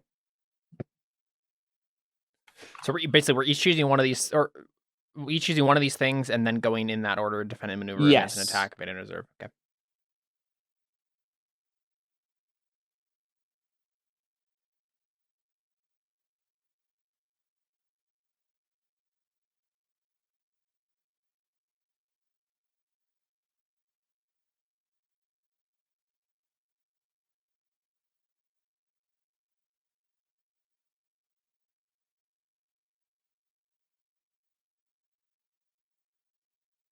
It's just like a basic attack move. Strike. Wait, was I not saying that? It's the first one in advance and attack. So okay, because like I'm looking under universal techniques. I'm looking on not basic techniques. That's why. So like I have to like pick an attack to use. You have to pick a basic technique or a one of the custom ones that we have. Yeah. So I have like rock column, pin a foe. With so rock column would be advance and attack. Yeah, it's listed there on the custom ones too. So okay, so yeah, I will use rock column. Wait. You have to. We have to actually go into combat first. I'm looking for the list of basic techniques in here, and I'm not finding it. You just go to one of our character sheets. I have the test character. Yeah, I'll do it. You'll use that.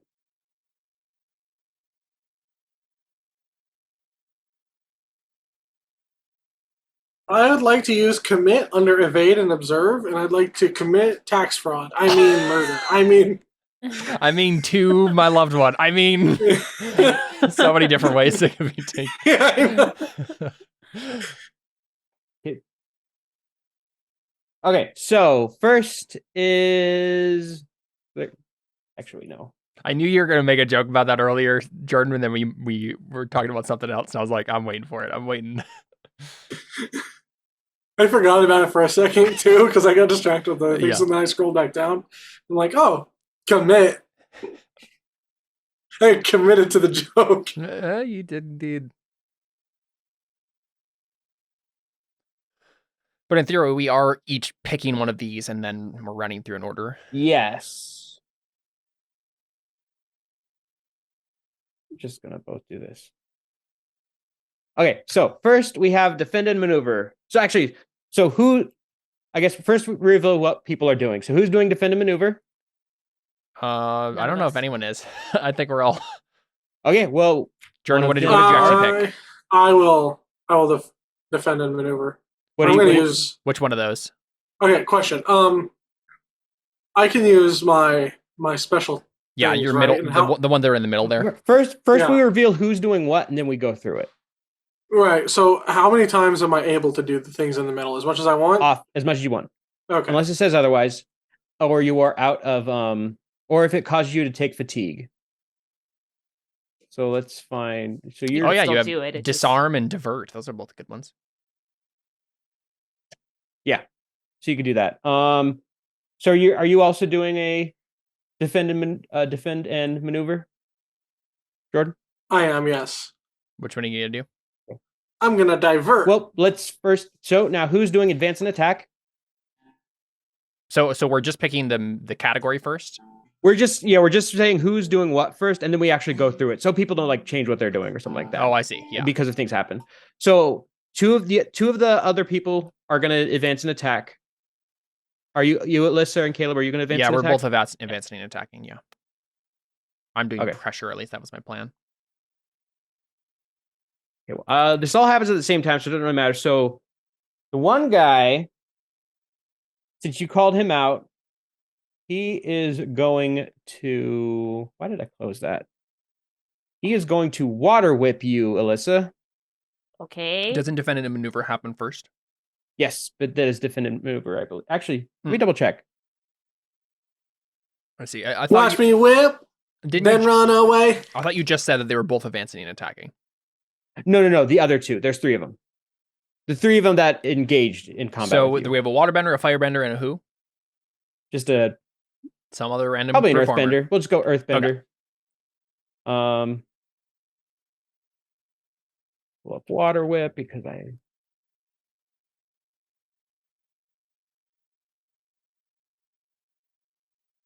water whip is defend and maneuver.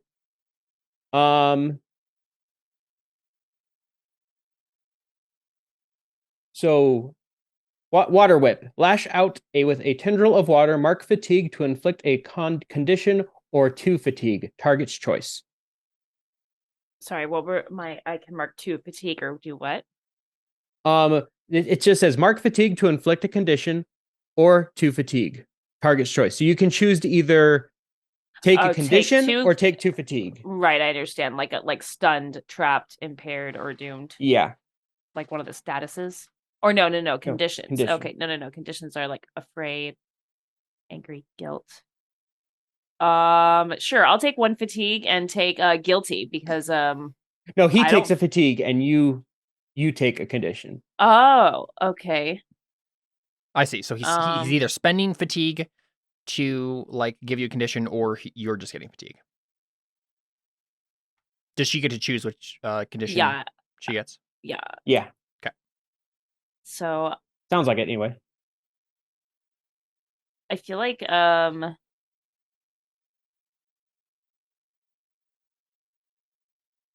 let's go with insecure. Okay.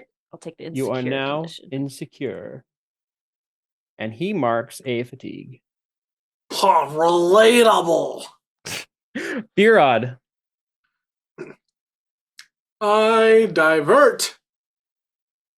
What does that do? Well, real quick, what does that look like when this guy like water whips and then somehow Alyssa ends up insecure about it by the end? Well, probably what it is she calls him out. He does it, and he's like, he can actually deal with this. Actually, I might have picked a fight with someone more strong than me. Yeah, sure. Picked a fight with someone who knows what they're doing. Mm-hmm. So go ahead and go, Jordan. Divert, defend, and maneuver. Step into the way of blows intended for allies. When any ally within reach suffers a blow this exchange, you can suffer it for them. If you also use Retaliate this exchange, deal an additional 1 fatigue each time. Okay. So essentially you can take her condition if you want. Yeah. Okay. So then Alyssa, you can unmark your condition and you can take a condition, Jordan. Okay. Guilty. No. Yeah, that makes sense, right? Because probably what's happening, right, is the guy you shoot a rock past his ear, he turns back, water whips you, and you're like, uh-oh, and then Birod just steps forward. And do you have like what weapon do you have, actually? Me? Yeah. I have a polearm. Nice. Or, like a staff. Yeah. So you like step forward and are like, no, don't worry, we got this. Started like, secure, giving her confidence that we can actually do it. So you do have to take So I take one of the conditions instead? Yes. I think angry would probably make sense, or afraid. I'll do angry. Okay. Because they tried to hurt my friend. Don't mess with my friend. Makes sense. Yeah. How old are you, Birod? I would say probably like a handful of years old. Like at least I would say like 4 or 5 years older at least than you. Got it.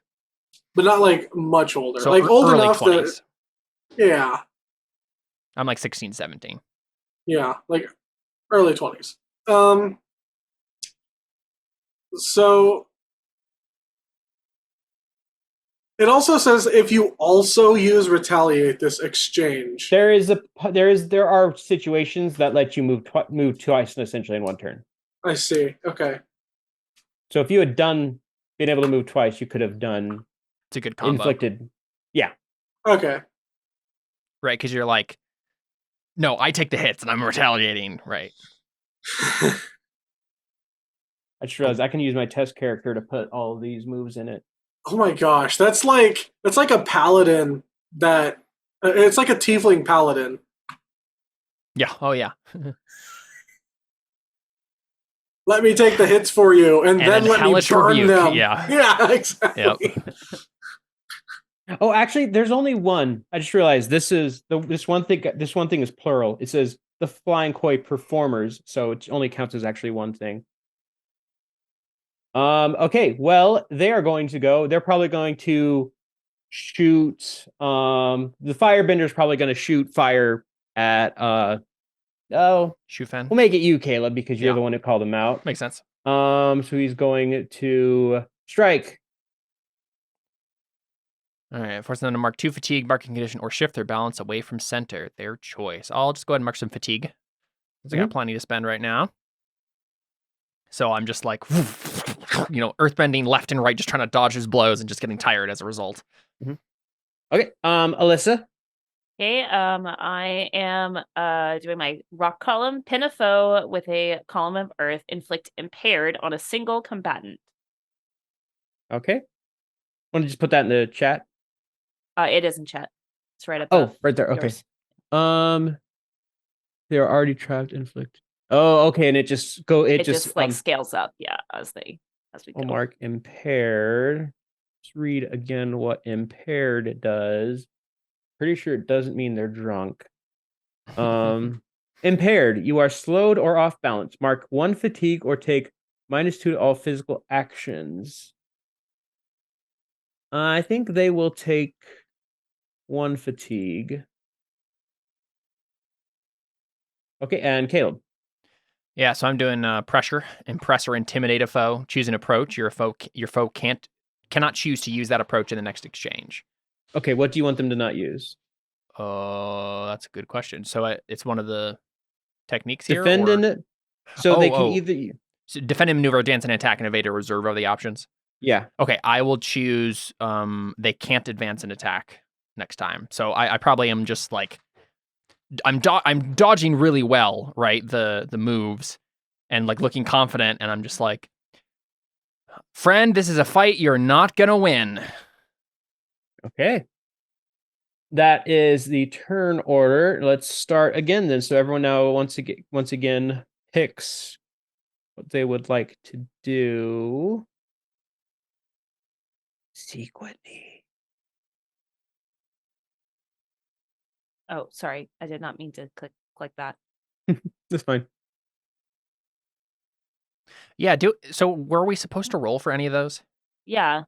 Actually no. do it, because it seems like the basic techniques or or maybe for our techniques we get to do that automatically. Is that what that means? I'm pretty sure it just happens. Like, so let's, for example, yeah, because they aren't worded as moves, so that makes sense. Yeah, but there is an option apparently to roll for one of these.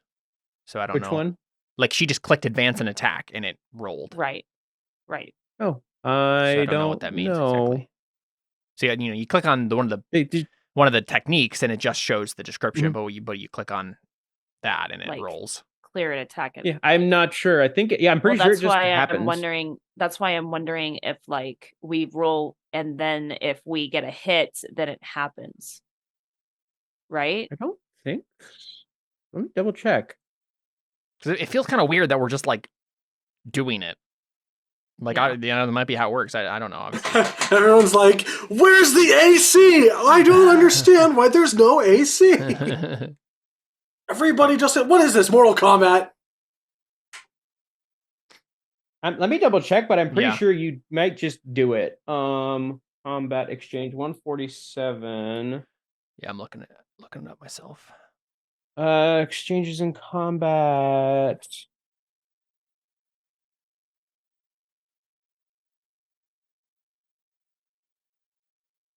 A GM reveals what to do for your resolve each approach. Resolve each approaches in order. Start with defend and maneuver. Approaches followed by advance and attack, followed by evade and observe. When resolving each approach, PCs choose that approach. Roll the stance move to see how many techniques they use. That's right. Oh. Okay, I was remembering wrong. So you have to roll that stance to see how many moves you get to do per turn, essentially. I see. Okay. Is it like 0 on a miss, 1 on a hit, 2 on a direct hit or whatever it's called? On a 7 to 9, use 1 basic or 1 mastered move. On a 10+, choose 1 from this list instead. Mark 1 fatigue and use 1 learn technique. Use 1 practice techniques, or use 2 different basic or mastered techniques. So essentially, you do roll that, and then you decide from there how many things you can do. I forgot about that. That's fine. We'll roll it this way on this. Yeah, we all got one the first time, but we can. Now we got to do stuff. Now we'll actually have to roll. Sounds good. I think the characters, because the weird thing is I don't roll dice. It says specifically in the book that I do not ever roll dice. So I just do things apparently. Yep.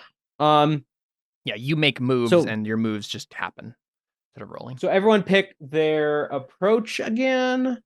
Advance and attack. I will also advance and attack. I will defend and maneuver. Give me a second. I got to actually look. See, that makes more sense that we're choosing the category now because that's what we're rolling. Yeah. Yeah.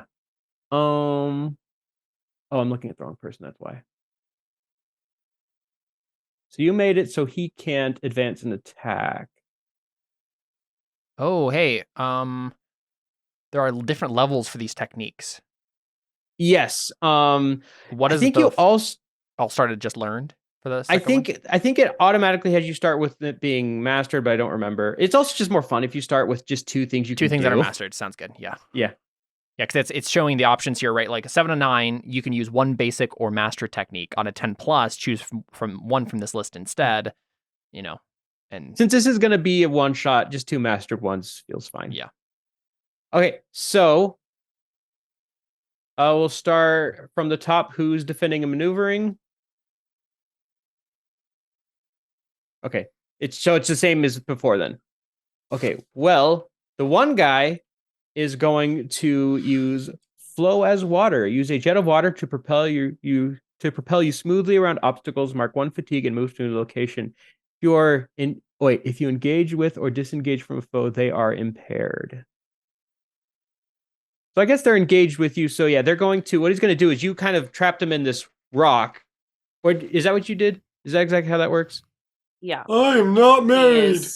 He's impaired. So he took just a fatigue for that, though.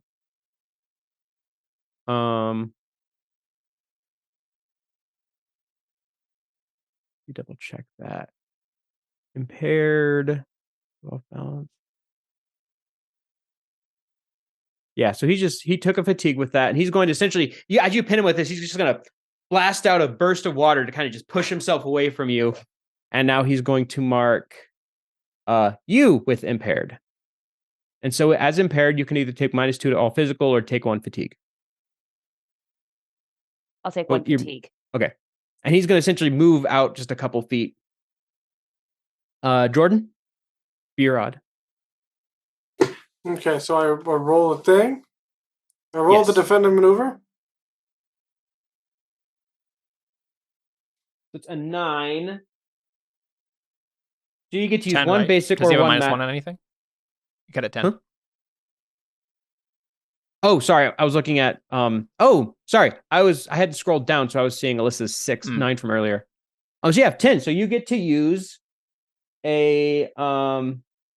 you get to essentially choose 1 from this list. So you can mark 1 fatigue and use a learned technique, which we already have, we don't have. So you essentially get to use 2 basic or mastered techniques. So instead of 1, you get to do 2. Okay. I'll divert and retaliate. Makes sense. So yeah, no, you take the impaired condition instead. So you mark the fatigue, unless you can unmark the fatigue. And retaliate to deal an additional to fatigue to them. What does retaliate do? Retaliate? Yeah, there it is. Select 1 fatigue on that, though. Hit, sucker! So I actually deal 2 fatigue. Oh. That's very good. How much fatigue they Get got? wrecked, sucker! This is what happens when you fight a tank like me!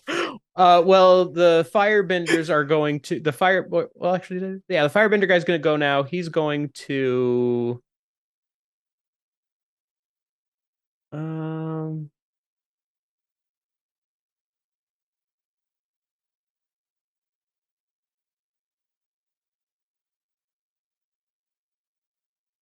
I think they're just going to attack Jordan this time. So they're going to strike at you.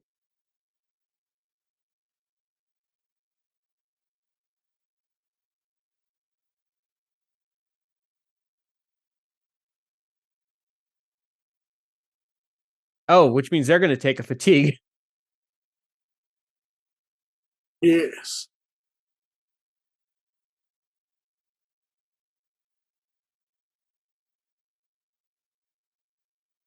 So what do you do? So you mark 2 fatigue.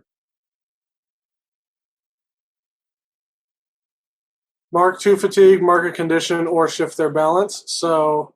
Well, no. It's this. So they strike you. So strike a foe in reach, forcing them to mark 2 fatigue, mark condition. Oh yeah, or I think they'll probably just go to mark. I don't know if you get to choose that. Their strike choice. a foe in reach, or shift their balance away from center. Their choice. Oh. So the person you're striking's choice. Yep. Okay then. What would you like to do, Jordan?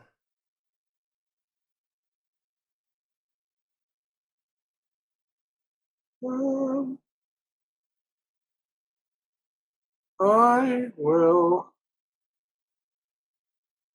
take 2 fatigue. Okay.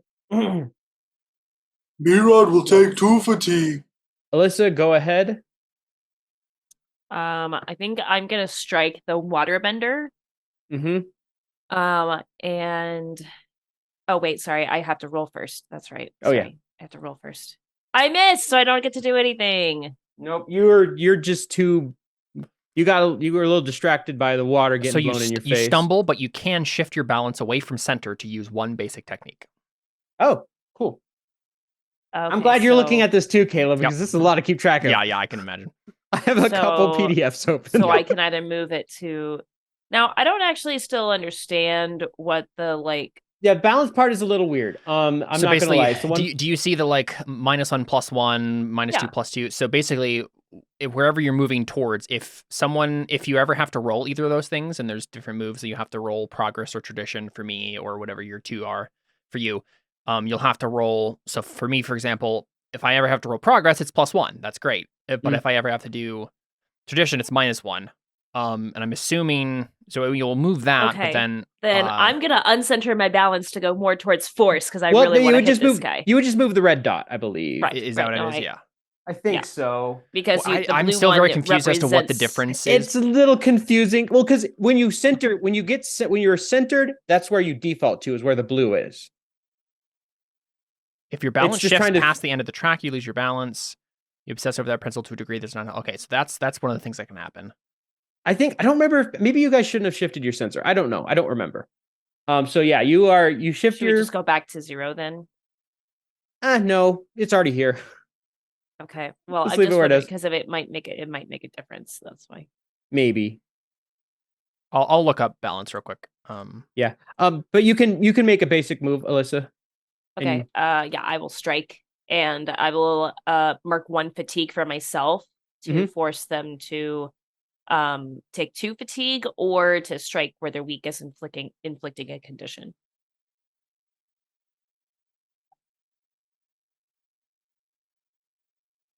Where'd they go?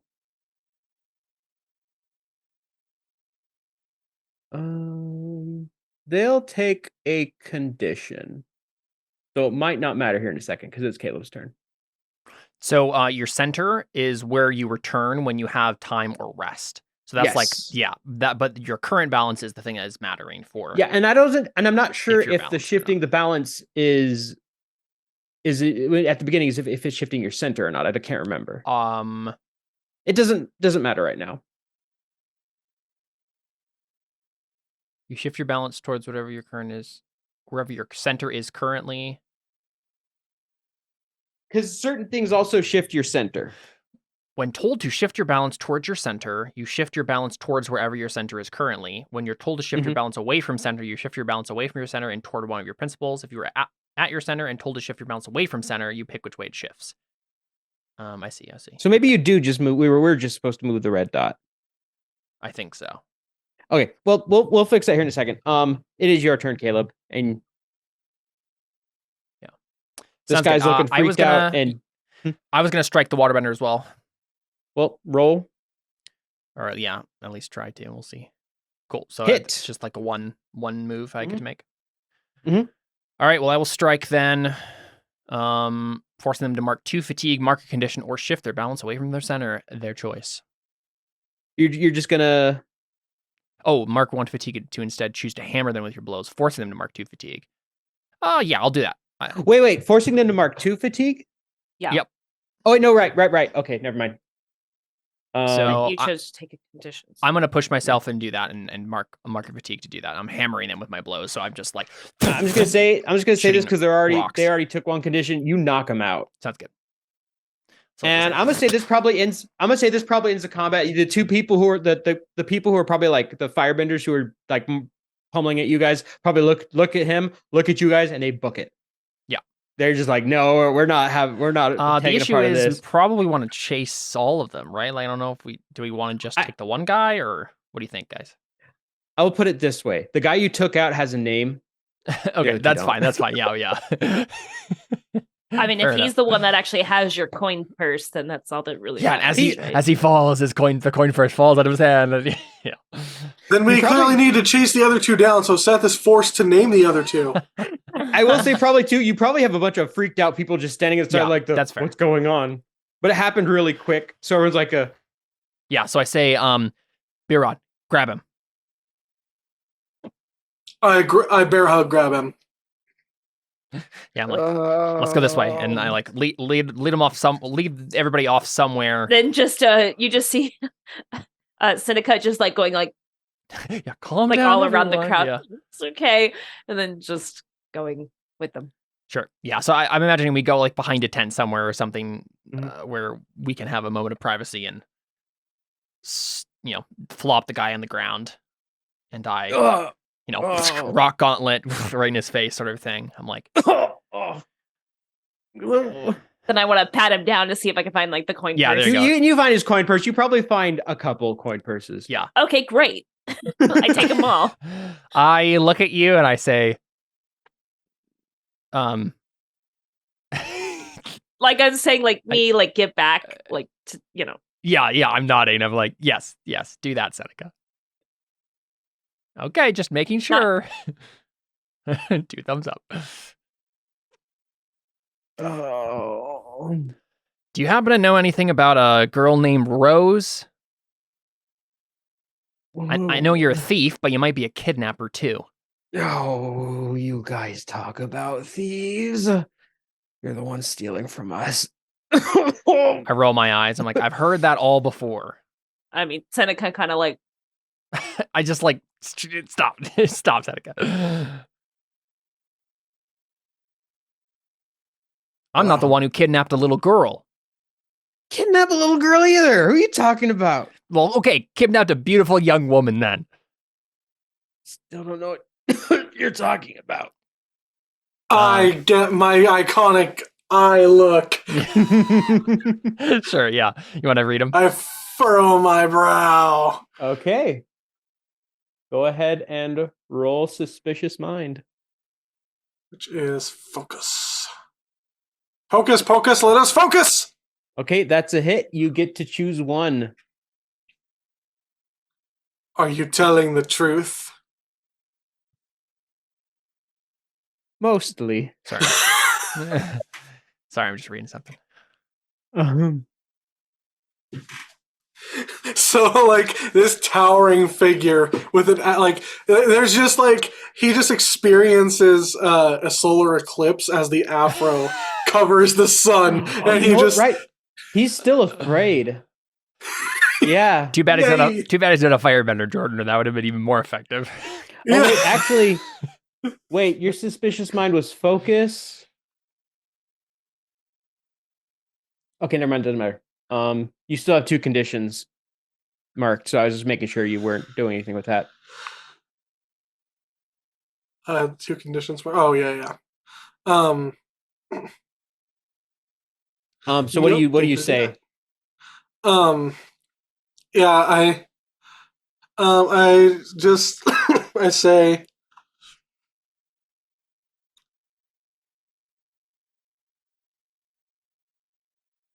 you don't know anything about any girl being kidnapped.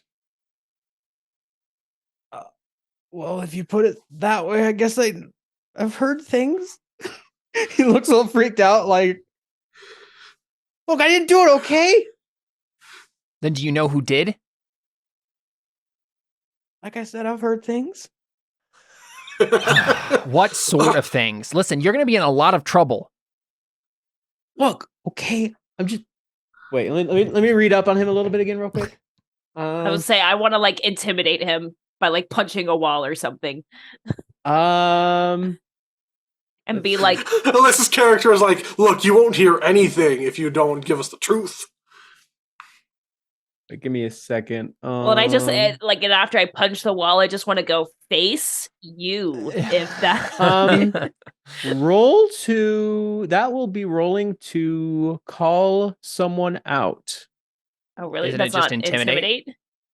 Yeah, okay, that's it. I'm like, I can't just intimidate him? Well, actually, Right, when you intimidate an NPC into backing off or giving in, roll with passion. Well, because he has a principle of duty is the thing. Well, that wouldn't count. Yeah, intimidate. Yeah. Okay. Oh, man, I suck at this. Do I get some kind of, like on a miss, don't she, like, get some kind of, like, growth or something? I don't remember. I didn't bother looking up growth. Right. Yeah, it's just a one shot, yeah. I just want to be able to mark something for a miss. Typically on Powered by the Apocalypse, though, there is, like, a GM move that happens on misses. Usually it's not just, like, failure. It's like, oh, his buddy shows up to help him out, right? Like, there's even more. We fail forward. Yeah, intimidate. Doesn't list anything. Well, it might not be by the move itself. It's not usually a good idea to ignore or to like not pay attention to growths because tumors. 229, Seth, is the page you want. There's a bunch of different GM moves here that are applicable. You've played more Powered by the Apocalypse than me. Payrolls a miss. The next page, I think, has a list of them.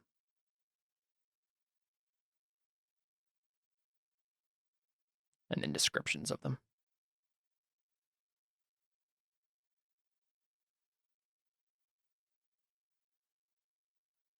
Right, so you can turn your move back on them. You can, you could literally just be like, I'm not talking, and then his friend shows up to bail him out, or something. I think I know what I will do. I think I will.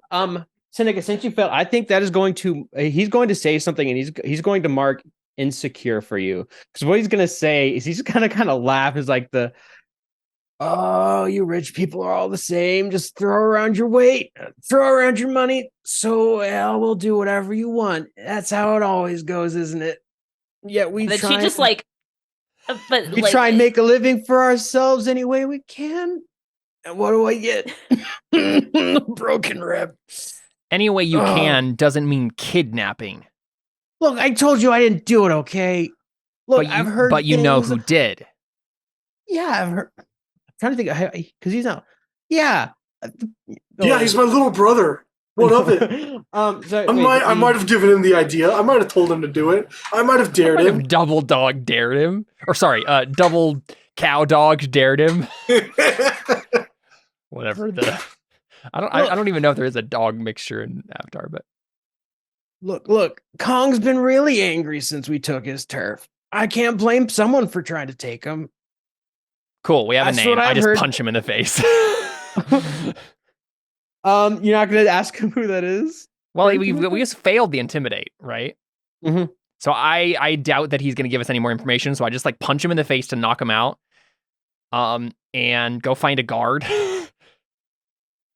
Just be like, this guy tried to steal stuff from me, and when I called him out, he attacked us with waterbending. Please put him in prison.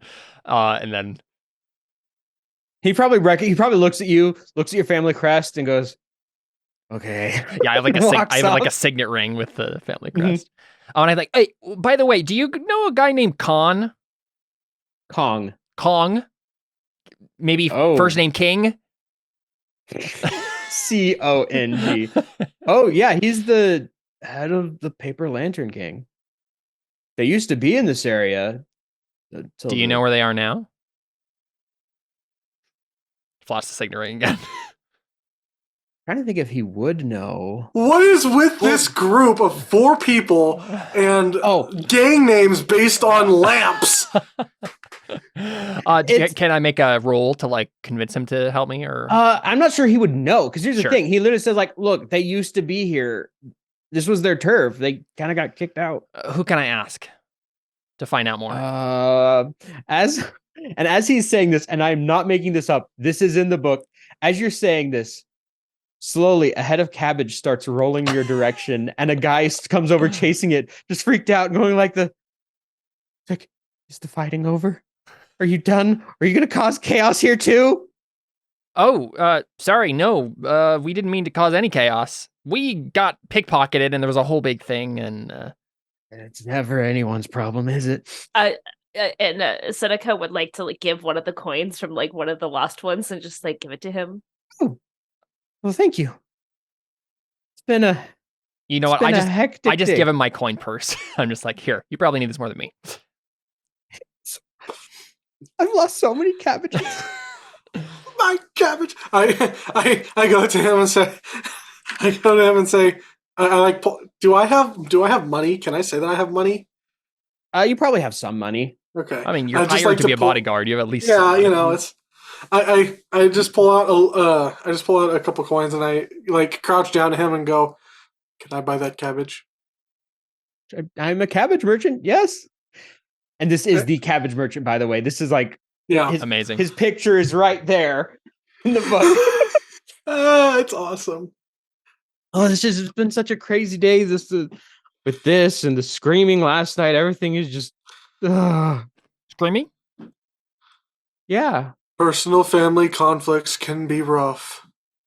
Yeah, some girl, I saw her running off towards the stone kettle and storing off in the direction of the stone kettle. Where is the stone kettle? You mean it's you would recognize this? It's the tea shop just down the street. I'm like rushing off. Oh, it's just like I'm Romanian off.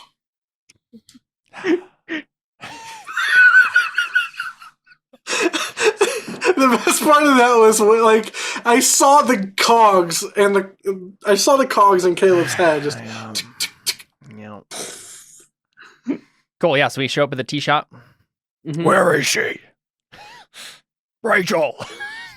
So you let me read the flavor text. Make sure I don't read too much.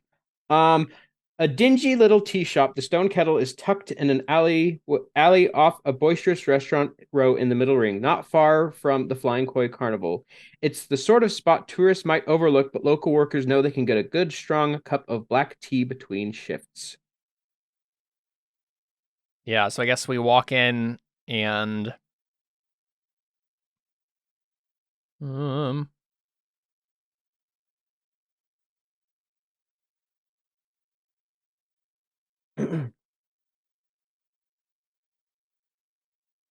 I guess I just go up to the proprietor.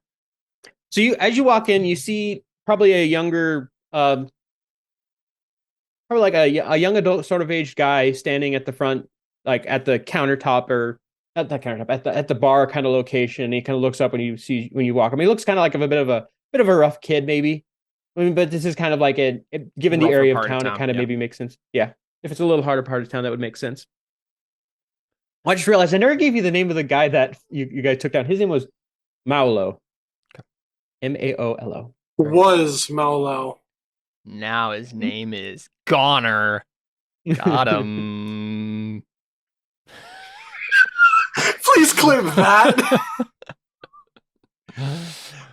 Yeah, so I kind of lean over the counter and I'm feeling a little self-conscious because I'm still probably wearing my like nice clothes. Mm-hmm. And I just say, hi, looking for, well, did you happen to hear or see a woman last night? See lots of people day in. This particular woman would have been a noble, and she would have been screaming and running away from people. I feel like I would have remembered that. Oh, I see. So you're the one who kidnapped her, and I just grab him by the scruff and... Dude, what the heck? Yeah, I just say, so you know where she is then, yeah? What are you talking about? What are you doing? Can I intimidate him? Go ahead. Full hit. Pants are officially soiled. I'm like, listen, we can dance this dance all day long if you want. Sooner or later, the music's going to change. And you're going to be... I just realized he's bigger than you. He's a bit older than you. Sure, yeah, it's fine. You can intimidate him. I have the power of money on my side. Money I also have a rocks. I have a bodyguard and a friend who has earthbending right behind me too. So I'm just like... I just imagine when you say we can dance this dance all night and we're in the background, we're just like dancing. Well, so when you intimidate an NPC into backing off or giving in, roll with passion, which you did. Yep. On a hit, they choose one. On a 10 plus first, you pick one they cannot choose. So they run to escape or get back up. They back down but keep watch, or they give in with a few stipulations. They attack you but off balance. The GM marks a condition on them. I'll choose the one that I don't want them to do is run to escape or get back up. Okay. Because if he attacks me in the middle of the tea shop, I'm vindicated anyway. So, But yeah. So I'm grabbing him by the clothing, putting him close to me, and I'm saying, listen, we can dance this dance all day if you want to, but sooner or later the music's gonna change, and you're gonna be the one without a chair. Musical chairs, I guess, is the implication I was making.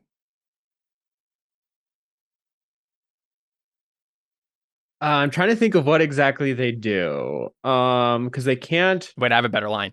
I'll say that instead of you're the one without a chair, I'll be like, and you're the only one in this establishment who doesn't know how to waltz. I don't know.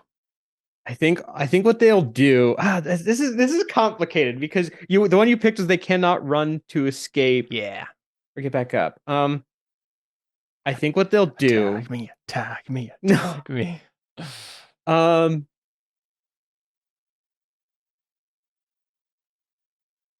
Because backing down doesn't make any sense here because they weren't giving in with a few stipulations. Attacking you doesn't make sense. I think the only thing that makes sense is giving in with a few stipulations. No, I think this works. So what they'll do is they'll like just look left and right, just kind of like look down like to their feet a little bit. Like, so like, come here, come around the counters. I just what I was saying. Yeah, I slowly do so. And as you come around the counter, he'll like look around. He'll kind of like, as no one's looking, he'll reach down and he'll pull up like a secret door, and just like leading down into a tunnel. Yes. Of secret varieties. Yes. Secret tunnel.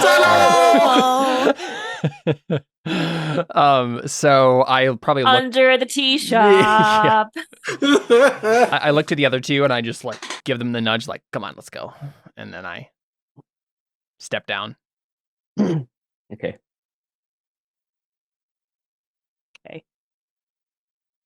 So as you guys go down, let me see if I can find flavor text for this area.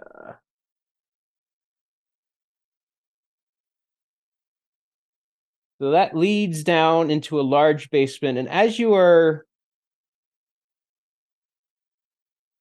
I'm forgetting characters. I don't think so. Excuse me. As you go down, you kind of find a cavern area. It's just it seems like kind of just an underground cave, probably formed with earthbending, it looks like. And you go around, it looks like it doesn't really give a description of this place. You find caverns, it probably looks like maybe there's like some storage rooms and maybe some like bedrooms and stuff like that. And it doesn't sound like there's a lot happening down here as of now. You don't run into a lot of people or anything like that. As you're wandering around, you start to hear kind of someone whistling off in the distance. And it seems kind of like towards... And all Seneca's gonna think is like, is nobody gonna ask him why he has a secret tunnel under his tea shop? We're just gonna go down? It's just like, not. Like looking back and forth, just like, okay. I don't know. I'm feeling brave. Like usual. Okay. Okay. So, do you like wait as you hear the whistling, or do you do anything? What direction whistling. Do we hear it coming from? It just kind of looks like it's coming from like what looks like the main entrance to like looks like the main doors. There's like doors down here? Well, yeah, it's like earthbending stuff, you know.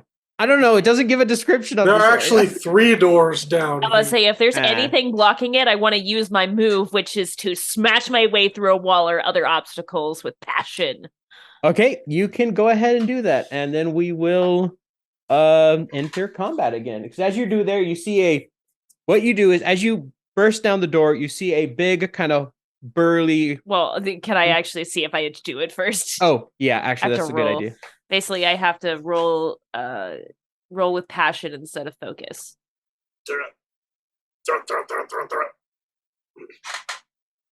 Oh my god, what the heck? These are not rolls I should be failing! Well, you did. That makes it more interesting. What page was that again, Caleb? The GM moves, I believe it was 229. Oh, 229. Yeah. 230 has the like list.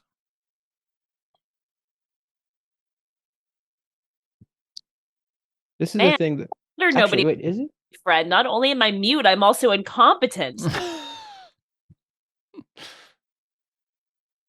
You're not incompetent. You're under-practiced. Your character. That's probably like my character's lying to you all the time.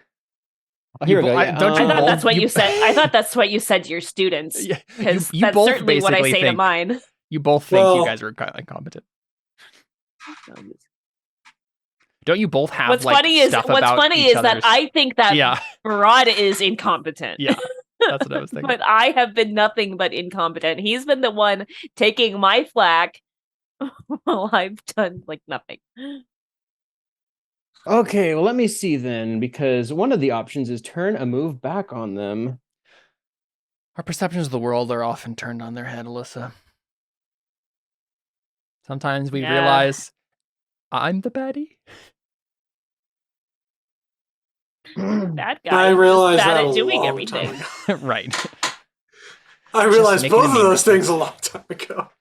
We're talking about characters, Jordan.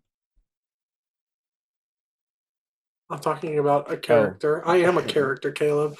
Don't you think that I am certainly a character? Yeah. Okay, so what exactly do you try and do? So you it's here. I'll just put my move in, or it won't let me click it. It just says when you rely on your skills and training, too dangerously, smash your way through walls and other obstacles. Roll with passion instead of focus. And it's titled "Walls Can't Hold Me." Fair enough. Walls can't hold many in Earthbender. You think they'd just stop making things out of Earth in the Earth Kingdom, but I guess it's really easy, so. I'm going to say what happens. I don't know. This is a... The walls are made of water! I'm going to say what happens is you kick the wall, nothing happens, the whistling stops. You hear footsteps coming towards a nearby door. A door opens, you see a big hulking man, and all of a sudden your feet just get trapped in earth. All of ours, or just Alyssa's? Yeah, I'd say all of yours, probably. He sees 3 people who are trying to break in. Yeah. And he just where's the guy that led us down here? Or did he just like gesture to go down and not come down with you? Okay. No one asked. That's why I was like, Seneca's just like, we're just going to go down and not ask questions? I was definitely assuming that he was with us. I might have missed the part where he didn't come down with us. He points down and he didn't follow you. So I think probably what happens is a man walks out and he's real quick. I think I'm going to say, just for canon's sake, I think my character didn't realize that he wasn't with us until we were already down there a bit, because I think he probably would have insisted if he had paid attention, but he's also oblivious, so he probably just didn't pay attention. Yeah, so they could probably like tried to like tap you on the shoulder to be like, what are we doing? But you were just like too like just going.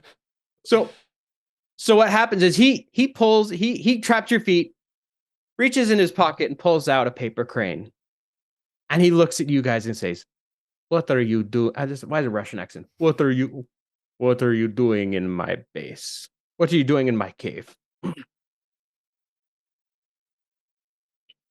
You just point at me. Standing. They both point at you. I probably just say, my character like looks down and looks back up. Standing. Don't be smart with me. I just immediately ignore his conversation that he's trying to engage here and use my cool like rock shoes move here to just, or at least, the idea would be I make some sort of roll I'm not trying to get rid of his enclosures in my feet, right? Like he has built this little rock shoes around my feet, but I want to just disconnect it from the earth underneath it and just keep them on, right? As I just like go onto the ceiling or something. I think that would be a trick roll. Yeah. Right. Because I'm just trying to like play into, I know what he's trying to do with his earthbending, and I'm just trying to like circumnavigate it. I don't know if trick necessarily works. I think it's creativity. That makes sense. Yeah, I think the roll trick to see if you can do this. Right, because the idea would be, can he stop me from doing it? Right? Can he notice what I'm doing in time to stop me? So, I will go ahead and roll creativity then, or trick. It's a hit anyway. Okay. Pick one. Pick one.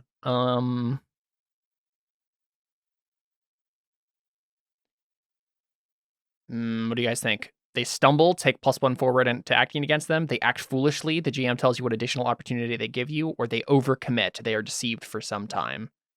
Oh, overcommit might be fun because they maybe I disconnect it, but he doesn't realize it. I'm gonna choose that one because I think the idea would be I've severed his hold on my feet, right? But it still looks like I'm being caught, and then we're gonna have this conversation. But if I need to like do something, I'm free to do it. Cool. So he says, "What are you doing in my cave?" I don't know. I can't pick an accent for this guy. It's fine. I think I say, we're looking for someone. Everyone's looking for someone. Who? Why does it matter? It matters because, well, let's put it this way. Money can be a... I like stop for the heart. You actually do that? Yeah. Make a little heart symbol. Yeah. Figures. Wouldn't be the first time this got me in trouble. I'll pay you.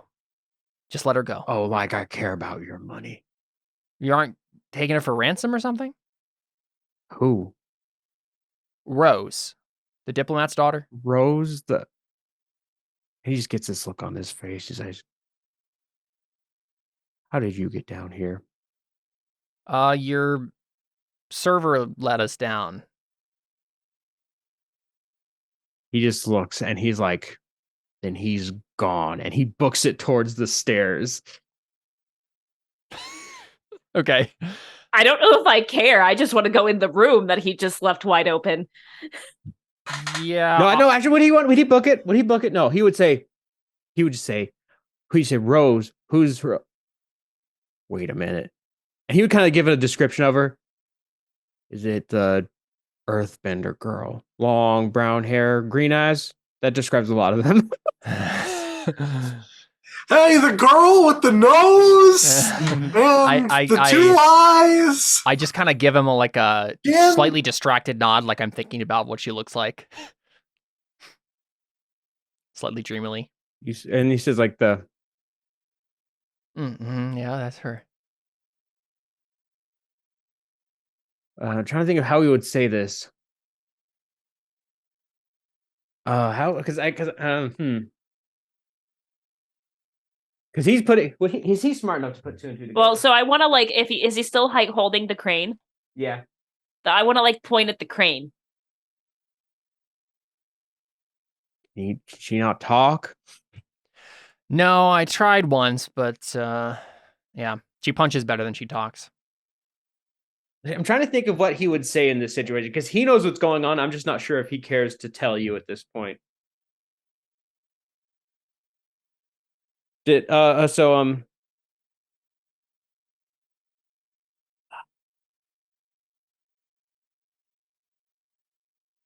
So you said like...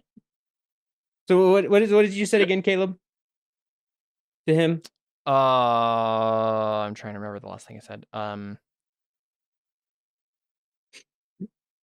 Didn't I just say yeah, that's what she looks like? No, but before then, I'm trying to rewind my brain a bit. I was just describing her and saying, well, weren't you holding her for ransom? Your server let us down. Would it be at this point where you noticed he's not there? Oh yeah, probably, yeah. Your server let us and he would say like, who let you in? Like the server, that's way. Which way? He didn't follow you.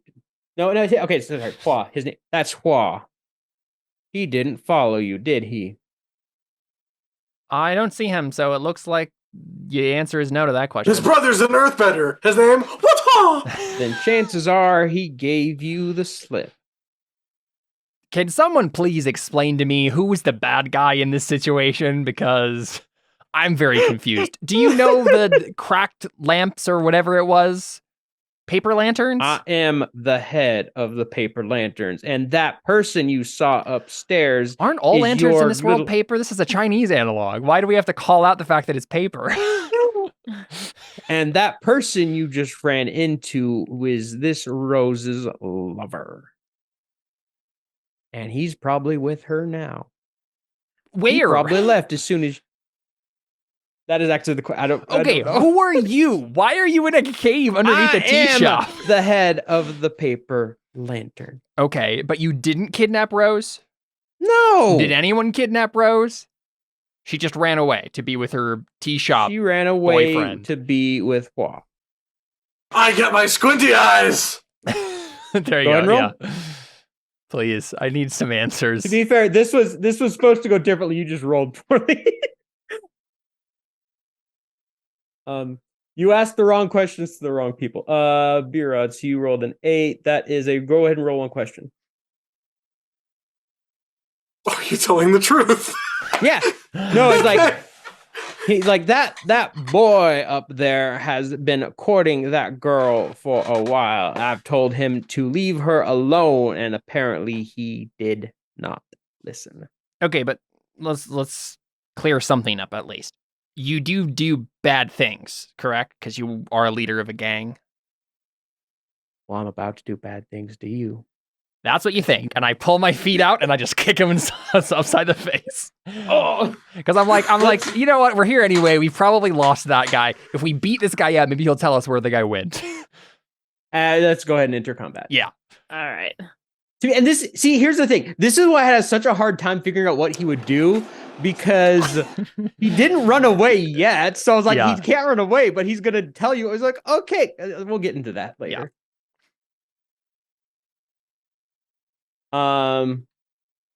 Probably when he said he ran off with her. He's been trying. Am I able to roll my my move to stand and fight to like get him to like come after me? Sure, go ahead.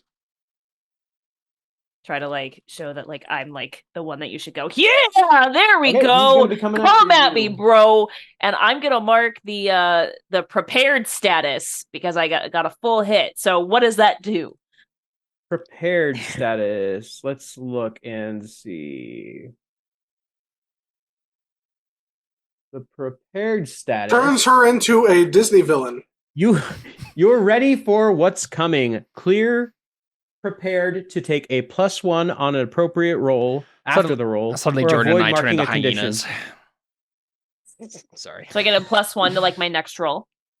Essentially it's like a bardic inspiration where you can spend it to get +1 on a roll after you roll it.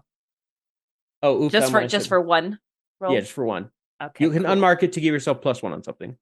Ooh. Very fun.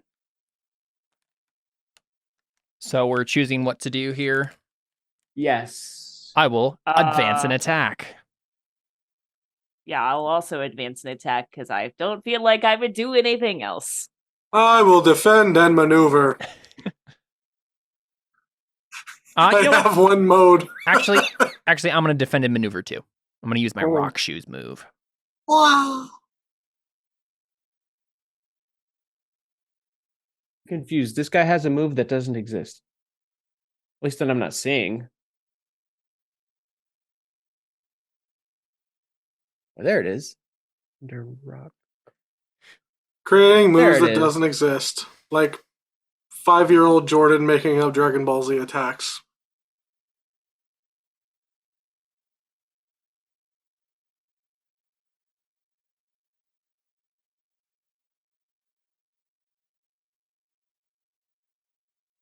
And I don't know why no one else is here. It just doesn't really give any other NPCs to be down here. Oh, but he's got that on him, so okay.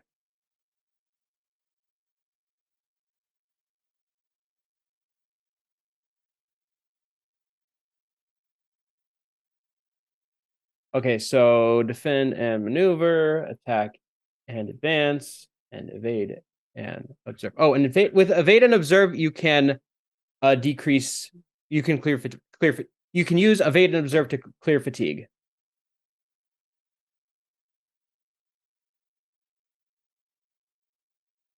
Okay. So let me figure out what he's doing real quick.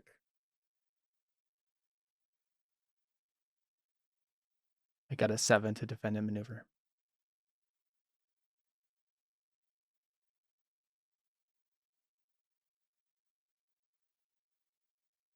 Okay, so who's doing what? I am defending and maneuvering with my rock shoes. Okay. Jordan, what are you doing? Defending and maneuver? Defending and maneuver with... And Alyssa, what are you doing? Attack in advance? I'm going to attack in advance. Okay. Yeah, you can do your whatever thing and retaliate again. You got a 13. I might disarm, though. Ooh, yeah. He is going to put up first a stone shield around him. Disarm that shield. So he marks 1 fatigue. I chop off his arms. No more earthbending for you. And chop off his legs. Okay, Caleb, it is your go. Cool. So rock shoes just means, so basically I think what happens, right, is I've cleared myself from his rock restraints. Oh yeah, you guys all have the condition trapped currently. You have Except the for me. Condition trapped. Yeah. And so I swing my leg up, right? And I try to kick him in the face, but he probably, like, just for the purposes of this, right? He dodges, and I instead just, like, earthbind myself to the side of the wall right next to him, like, just with my motion. My leg keeps moving, and then I just go, and then I'm vertical on the wall with my rock shoes now, like, firmly implanted in the wall. And I'm just like, all right, let's go. So I am now favored. And I can... Oh, I mark 1 fatigue to become favored and use seize a position without allowing any foe to block this technique. Is that a roll or? Sorry, say it again.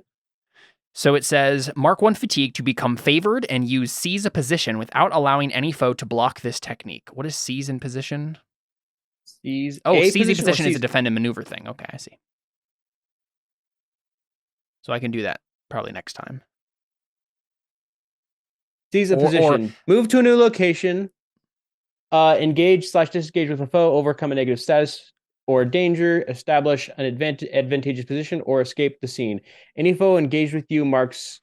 So is the way this worded, is this similar to what Jordan's was, where if I had a second move, I could then do seize a position without allowing any foe to block this technique, or it just happened by virtue of the rock shoes move? Because this specifically says any foe engaged with you can mark 1 fatigue to block this technique. Oh, I see. So I think the assumption is similar to Jordan's. If I had another option to do a seize position, I could do it without being blocked, but I can't do it automatically, right? Because I become favored. You can mark no 1 well, it sounds like you said it says mark 1 fatigue to become favored and use seize a position without losing. That makes sense. Okay, yeah, I'll do it then. Actually, oh wait, how does fatigue go away? You have to either evade and observe, or you have to take some downtime. What happens if I get fatigue all the way up? Then you can't do anything that requires you to take fatigue. That's it? I think you also potentially go out if you get hit. Or forced. Or no, if you take more fatigue past that, you have to start marking conditions, and past that, I see. You may go knocked out. Okay, well, I have 1 fatigue left. I'm gonna mark it anyway. It's a 1-shot. Let's go. And yeah, I guess you seize a position. And I will you just get out of the way, essentially. Yeah, I just establish an advantageous position and whatnot. I'm favored. I don't know if you have to do 2 things. If you have to be able to, I don't know. Whatever. At the very least, we know I'm favored. Yes. Jordan. I always favor you, Caleb. Thank you. It is your go, Jordan. Okay. I disarm. Okay, what does disarm do? I'll put that in the... Boop!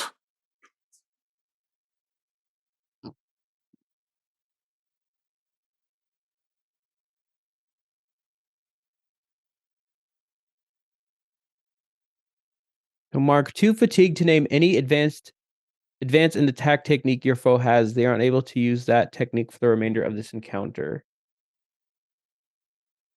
So which advance and attack technique do you not want them to use?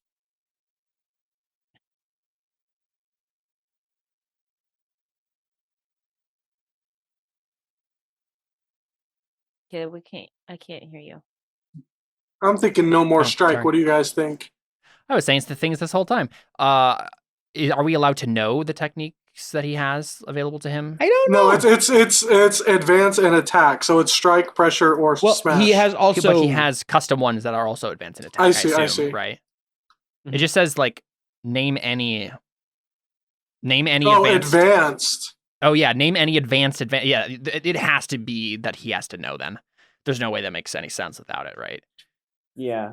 Well, okay. Because it doesn't say any that he knows. It's just any that your foe has. You can name one. I mean, do I have to tell you what they are? I think so. Well, it's a kind of useless maneuver otherwise, right? Could it be? Hold on. Could it be? Okay. Could it be that disarm is really meant for, like the second round of combat, where it's like, aha, I know that thing that you have now, and I'm going to make sure you can't use it again. To be fair, you know the only one he has already. It's his earth sinking ability that he used to trap you. Okay. Well then, yeah, I guess I'll make sure that he can't do that again. Okay. Which is perfect for my fighting style, which is called Stop It. Mm. Okay. Listen, it's your go. Okay. Didn't I have two? Oh, things? Did you have two? Oh, yes, I rolled a 13. Go ahead. Sorry. I hope I have two. I'm not used to playing games where there's multiple things to do per turn. Yeah, no problem. And I'll disarm again. No, I'm kidding. Disarmageddon. No. And I will. I'll retaliate.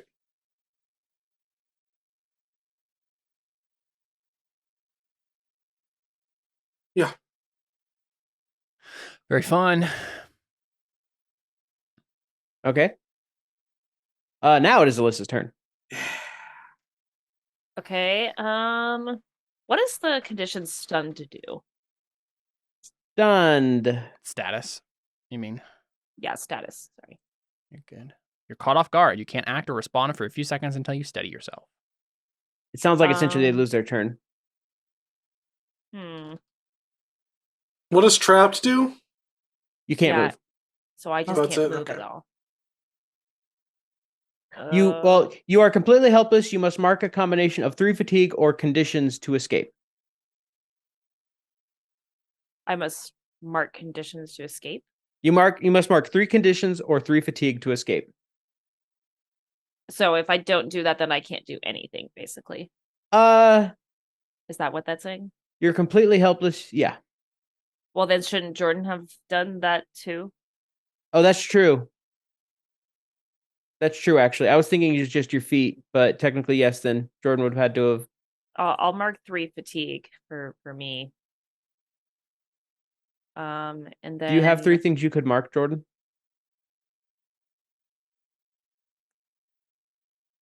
I could mark 3 if I didn't do my disarm. What's the other thing? 3 conditions or 3 fatigue. I'm fine with it. I'll take all the conditions. That's fine. Okay, so you are... I have all the conditions, and I am 4 out of 5 fatigue. Awesome. I will just do a good old strike on him. Okay. Yeah, I just want to try to weaken him. I guess I need a roll first to make sure I can actually do that. Full hit. Nice. Heck yeah. All right. So mark 2 fatigue, mark condition, or shift their balance away from center. Their choice. Weird thing is they have a balance technically, but they only have one thing. So I'm not exactly sure how that works. It clearly only goes in one direction. All of them are like that. It's weird. I'll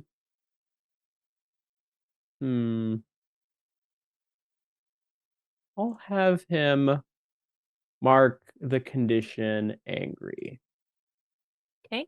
And then I'll also use my move rock column so that way he is impaired.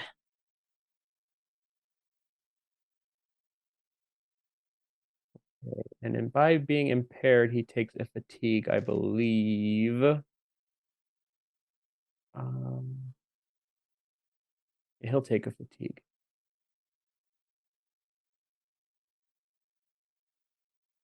And it's the top of the turn order again. Actually, wait. That strike. I forgot to put up the rock barrier thing. Stone shield. The shield blocks the first attack directed toward each exchange.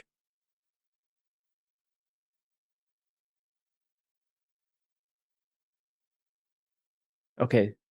So actually, he did not take that condition earlier. But he is impaired and marked a fatigue for being impaired. Okay, top of the turn order. Go ahead, everyone, and pick your things. This time I will attack / advance. Haha! Jordan? So we can use evade and observe to remove fatigue, correct? Yeah. Yes. Then I'm going to do that. Okay. Does he still have his shield up? Did someone to break it? That's the thing I was reading. I'm gonna put this in the chat. It doesn't sound like there's a great way to break it. Well, I mean, I have a move actually for that. Called break. The stone shield cannot move and it is not destroyed by an attack. It remains in place until you decide it comes down. So I have, I guess this would be an evade and observe, so I can't really use it now. But I have break. Target a foe's vulnerable equipment, render it useless or broken. Possibly. Oh, I see. So he's like literally like in like a dome. Mm-hmm. Oh, okay. Okay, then my column probably would have been rendered like pretty much. It only blocks the first attack, so the column did because it specifically says. So you like shot columns of rock at him and like broke through his shield. Then it says the shield blocks the first attack directed toward it. Yeah, each exchange. So then it blocked my strike, then, but not my. And then it broke, and then I impaired him again. Is that my understanding of it? Yeah. So okay.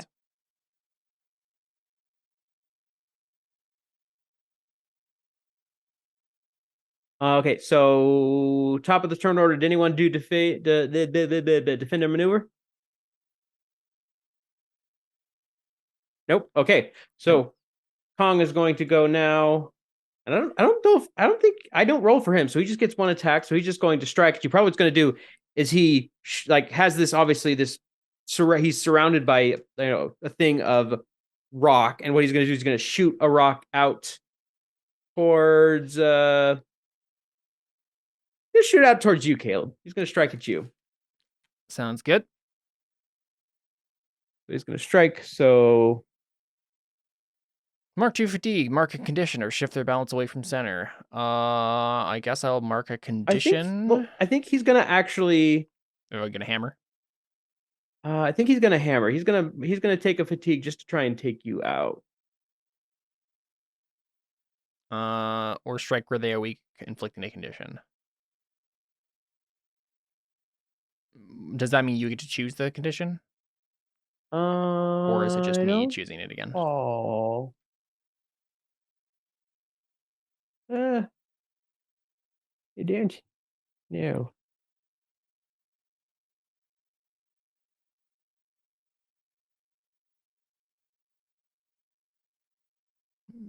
Looking at myself. The problem is strike is used so much in this book for things that are not striking. Yeah, I found it. It's 156. Oh, yeah, I'm almost there. I was almost there. Yeah. Yeah, you get to choose. Okay. You don't have any conditions. I don't. I know. I just been taking fatigue the whole time.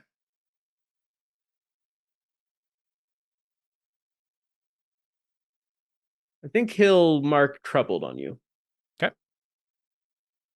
You can't rely on your skills and train as much.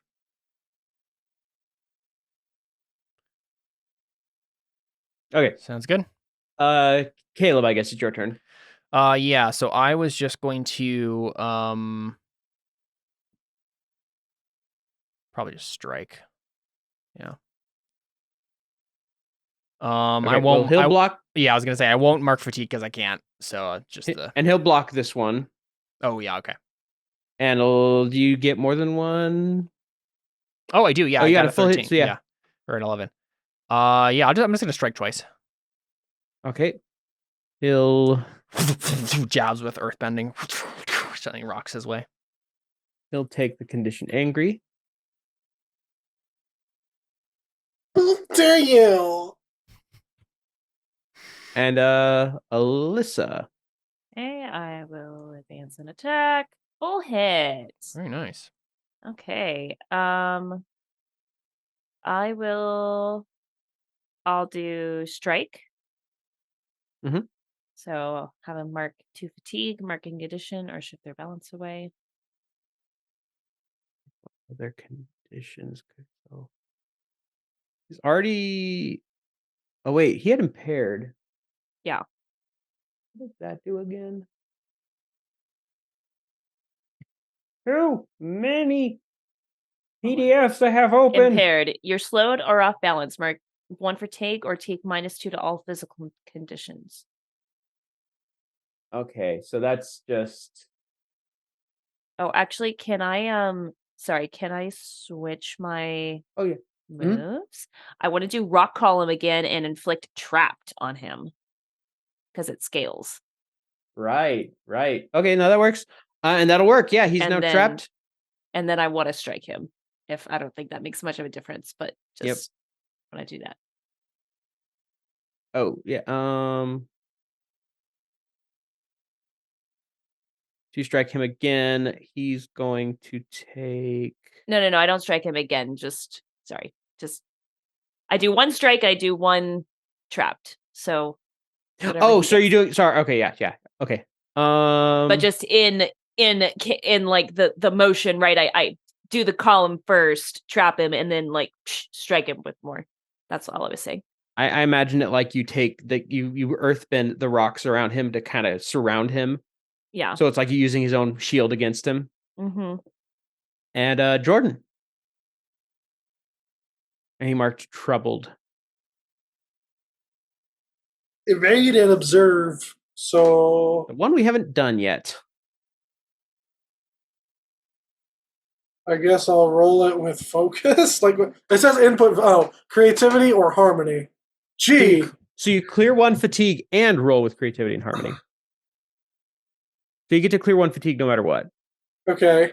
Why do I roll with creativity or harmony? Because you can still test, balance, bolster, or hinder, or commit.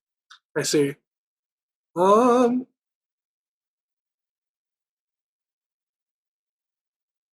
Harmony. Hit. Okay. So you can.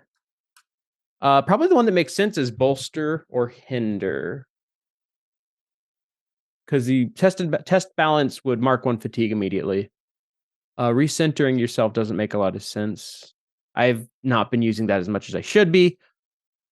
And yeah. Bolster or hinder probably makes the most sense. You essentially give someone a buff. Or debuff. Or debuff, yes.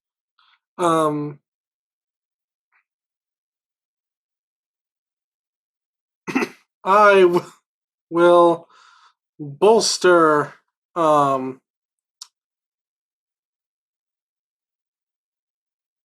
will. Character name blank. Seneca. I will bolster Seneca.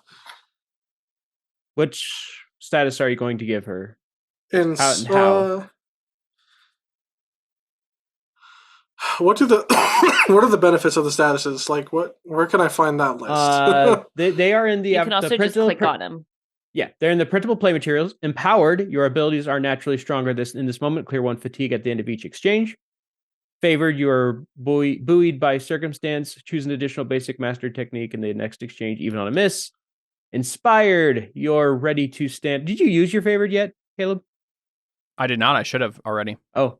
You're ready to stand. Inspired, you're ready to stand for something clear, inspired, and shift your balance toward principle of your choice. And prepared, you're ready for what's coming next. Prepared to take a +1 on an appropriate roll after the roll or avoid marking a condition. Get empowered again.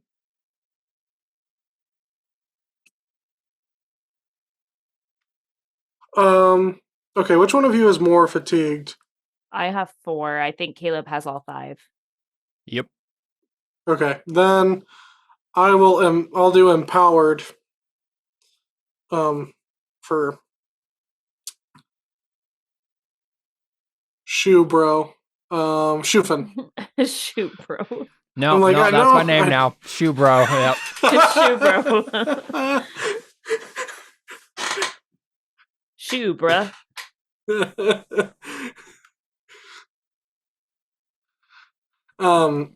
Yeah. Then there we go. That and I clear 1 fatigue because it's the end of the exchange. Actually, can I get one more action since I technically should have been able to? Oh yeah, go ahead. Do that. And I assume it favored goes away. Because it's the next exchange this happens. So yeah, it should have already gone away. Okay, so you can use it now. Yeah, I'm going to just strike again. Just keep he'll take a pounding condition. Away.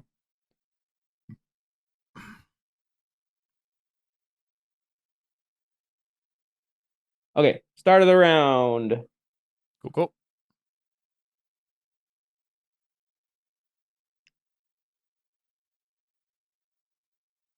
I've already picked where he's going. I'm going to evade and observe because I have so much fatigue.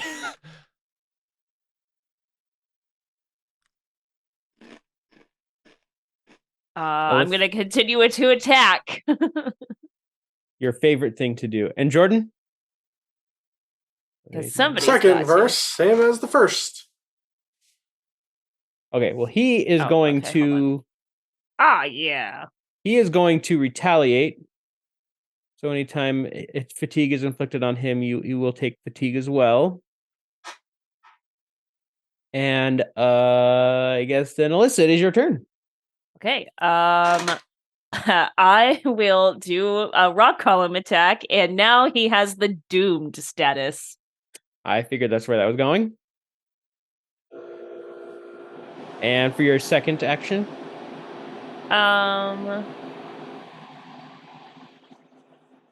Every few seconds or each exchange until you free yourself.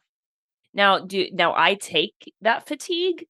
No, he takes that fatigue. No, but you said retaliate, which says that I take fatigue every time he does. I'm confused. That would be at the end of this exchange, yes. Because if retaliate's only for this turn. Okay. Got it. So I will still take 1 fatigue though. Yeah, at the end. Okay. Well. Caleb, it is your turn. Well, hold on. I get 1 more.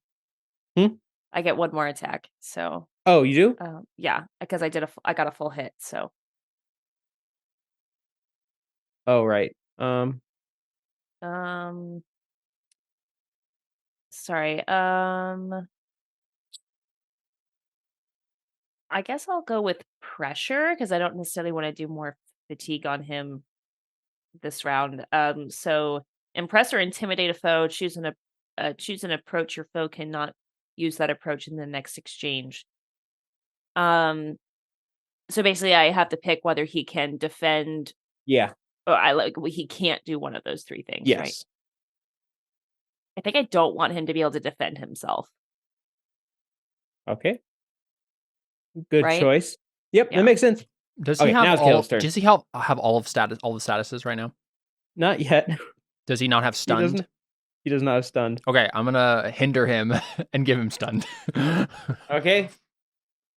I think he's pretty much just out at this point. Right. He can't do anything. He has everything marked. I'm just trying to imagine how this combat goes. Where I mean, the thing is, he's using his shield, right? And but the thing is, we're just too strong of Earthbenders, and so we keep pressing it back in on him, and eventually it's his own prison, right? Yeah, that's what you guys did. Yeah, and then probably the last stun thing that I do is it's just his head that's still there, and I just take my jump down from the wall where I've been doing my stuff, right? Kind of tuck my legs in, kind of grab the rock shoes, and then they go into my hands instead, and then I shoot them forward, and it just goes right over his face, and it's just all encased in stone now. And then he suffocates.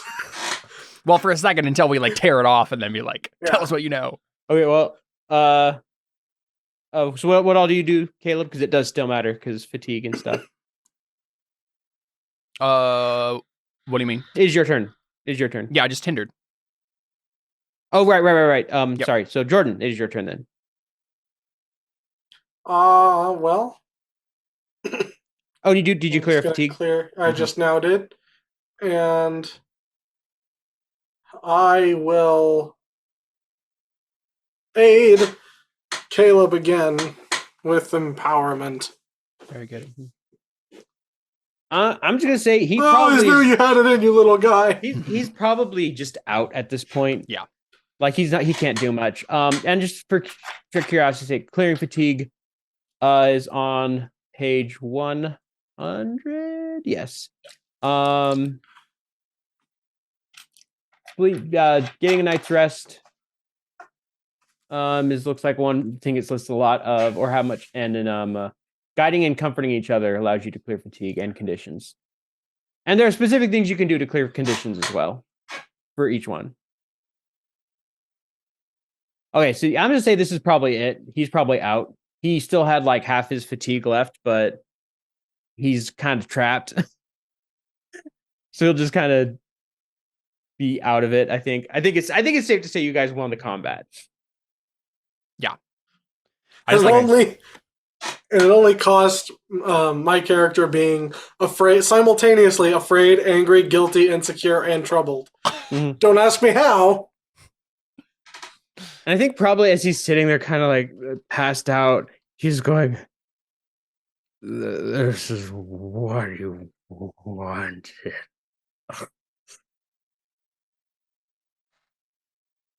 He says, "This is what you wanted?" This is what he wanted. Oh. I've taken off his face helmet thing that we put on him, right? And I'm just grab. I wish he would have stopped after face.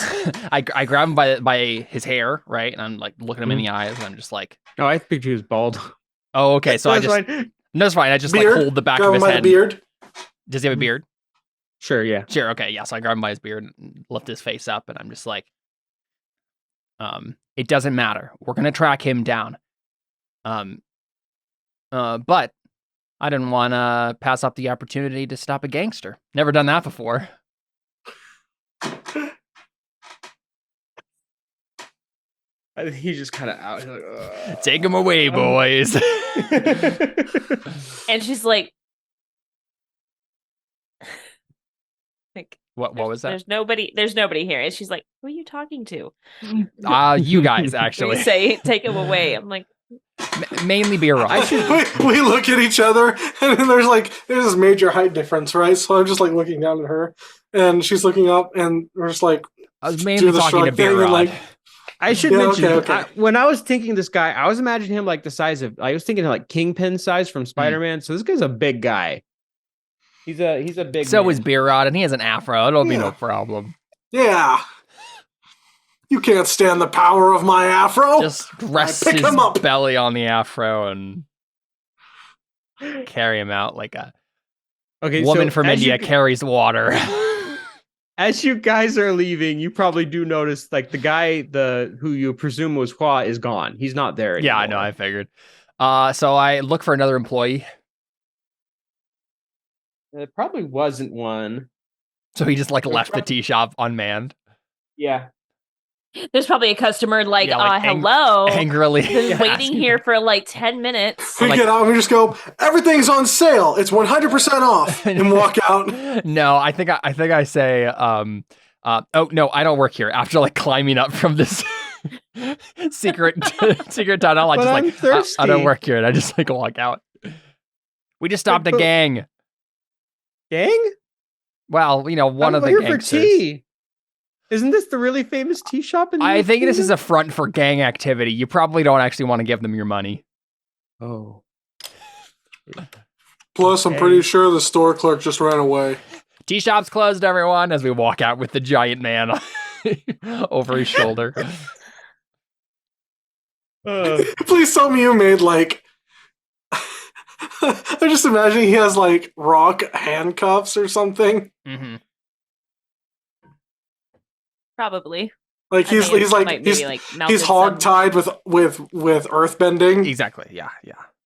Yeah, but if he's an earthbender, I don't think that's gonna matter too much. Well, I mean, if you're not able to be in the right position for earthbending, does it matter? Yeah. Anne got out of yes, but it is usually harder for people who aren't as trained to bend without like full movement of their arms. Yeah. Right. Yeah, that's true. You can't do it. It's just cover hard. my chin. Exactly. I can break these cover cuffs. My face. You can't break those cuffs. I think the idea is we're just going to bring him to the guards as quickly as possible, right? And let them put metal handcuffs on him. Gang leader here. As you're leaving, you probably notice, just because I can't think of a better way for you guys I want to get the crane that he was holding. It's probably crushed.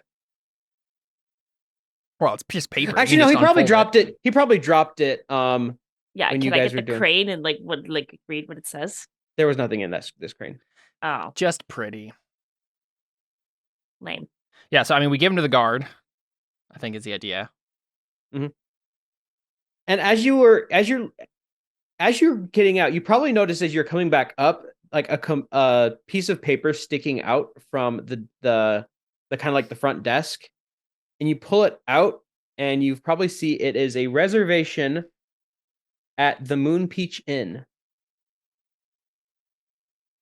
Okay, so we just like dropped the gangster in front of a guard, and then just said, "We're off to the Moon Peach Inn.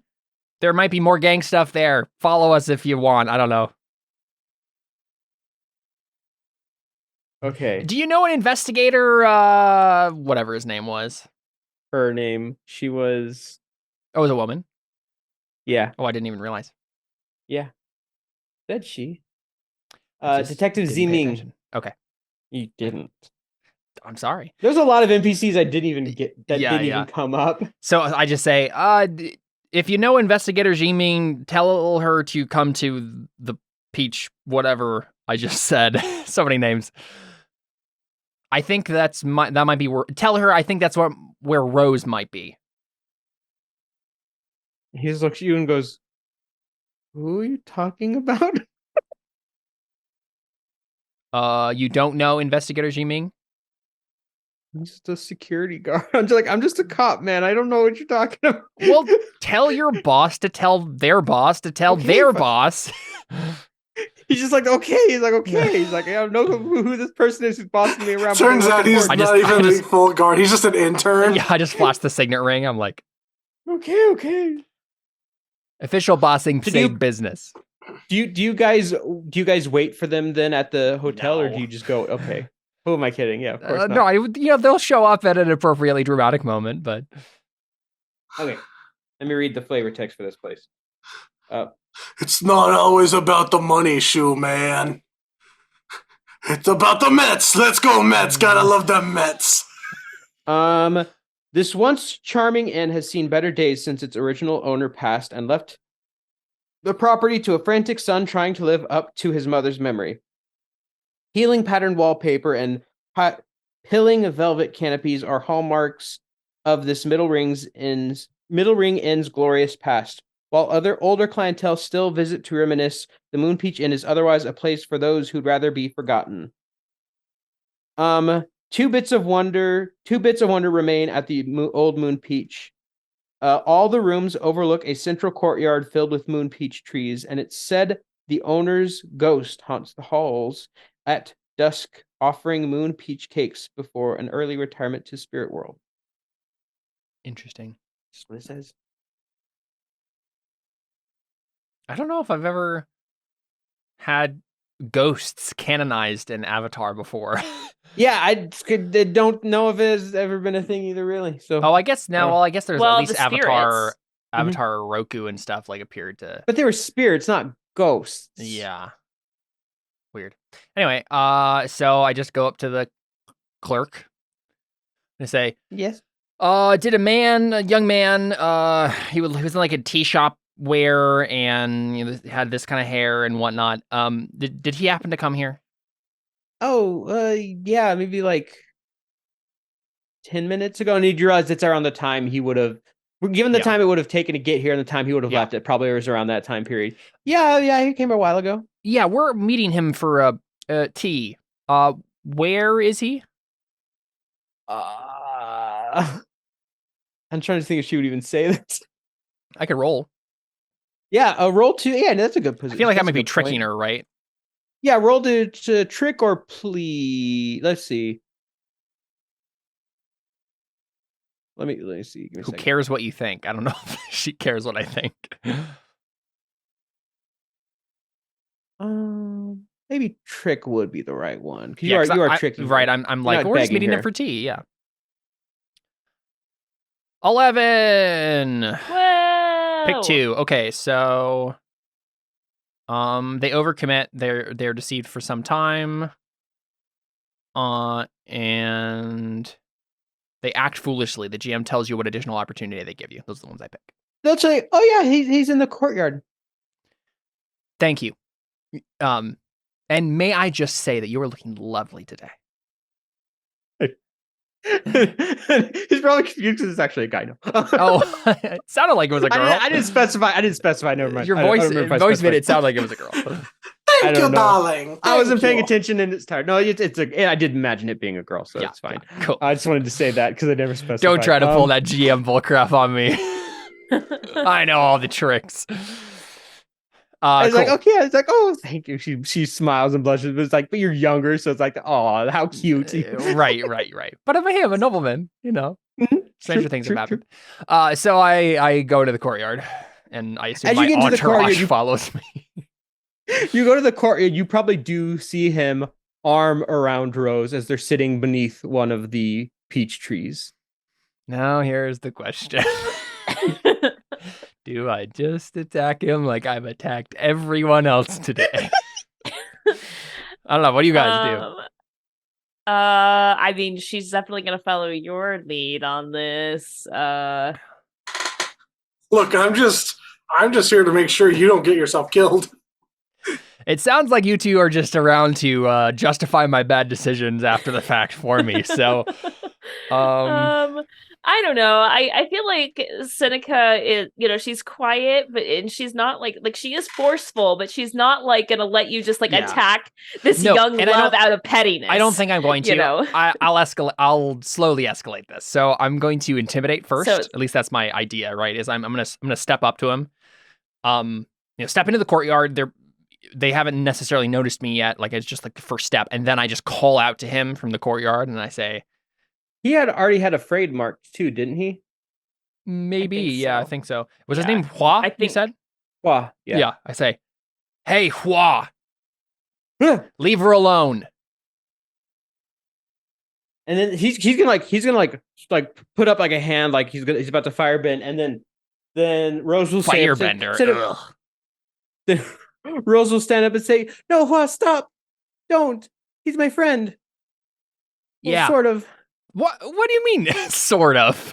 Well, I mean, my family is friends with his family. It's just like we've known each other for a while, but like, man, nothing like what friends, sort of. Okay, yeah. Well, just stab me in the heart. Why don't you? Rose, what has just like I think I just stopped paying attention to Hua at that point. I just say, Rose, what the heck are you doing? She just kind of looks. She's kind of ashamed. I don't want to. I can be me around him. I don't have to feel ashamed. I don't have to feel ashamed for my mixed heritage like everyone else makes me feel. Oh. I don't make you feel like that. Do I? Shoot, Finn, you're like 4 years younger than me. What does that have to do with anything? My voice cracks. What does that have to do with anything? I think it's kind of the thing of like she knows like the look. You don't have a chance. Yeah. So I'm just like, Rose, listen, I understand what you're saying. I do. I'm always feeling pulled between two principles. It's actually on my character sheet. I have not used those nearly as much as I should have been. I just say, I know what it's like to be pulled between two different worlds. You love your family. I'm sure you want to honor them, but you also want to be your own person. But Rose, this isn't the way to do it. You can still honor your parents and make your own way in this world. You don't have to run away. I may be 4 years younger than you, but even I know that that's acting like a child, not like a grown woman. I want her to. Is that a roll? Something. Call someone out. That's what I'm doing. I don't know if you can call out an NPC. Someone to live up to their principle. They don't have principles? Well, specifically, there's ones for NPCs and ones for non-NPCs, and I don't remember if this is one of the cases. I need to double check. Because one of them say specifically when you call it like an NPC. Okay, no, that would be just calling someone out. Yeah, I'm not seeing a different. Or would that be plead because like you want her to like care about what you think? Because it's not one of her. It's not one of her. It's not one of her. Yeah, that's right. It's not one of her principles anyway. So I think that would be a plead. Okay, that's fine. I can do that. And you have a -2 to this because you are troubled. Oh, that's true. And I have a 0 in harmony. Oh, this is lovely. Okay, well, let's fail it. I don't think it. Oh, yeah, that's a miss. Yeah, that's without the -2 as well. Oh, that's true. So you're saying like this isn't the way to go, and she's going to say like you wouldn't understand, Shufen. You don't know. You have a normal family. I haven't had a normal. We see a moment of flashback in my eyes where you see like hear distant yelling. My parents are yelling at me for something, and then there's like some dark secret that is like hinting at, and then it would come back to me. Like there is no way to do it for me with a firebender with coming from both the Fire Kingdom and the Earth Kingdom. If I go one way, one person's mad at me. If I go another way, the other person's mad at me. There's no pleasing anyone. The easiest thing is just to leave. True. What? And leave your parents worried sick that you're kidnapped or worse? Come on, even they don't deserve that. My dad's not in this picture. He's literally not in this adventure path.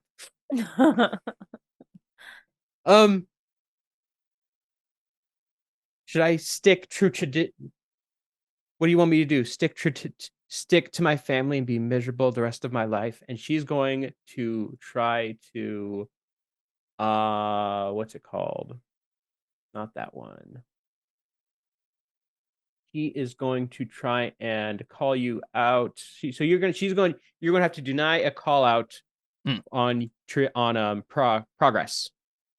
Okay. She's going to try and call you out to progress.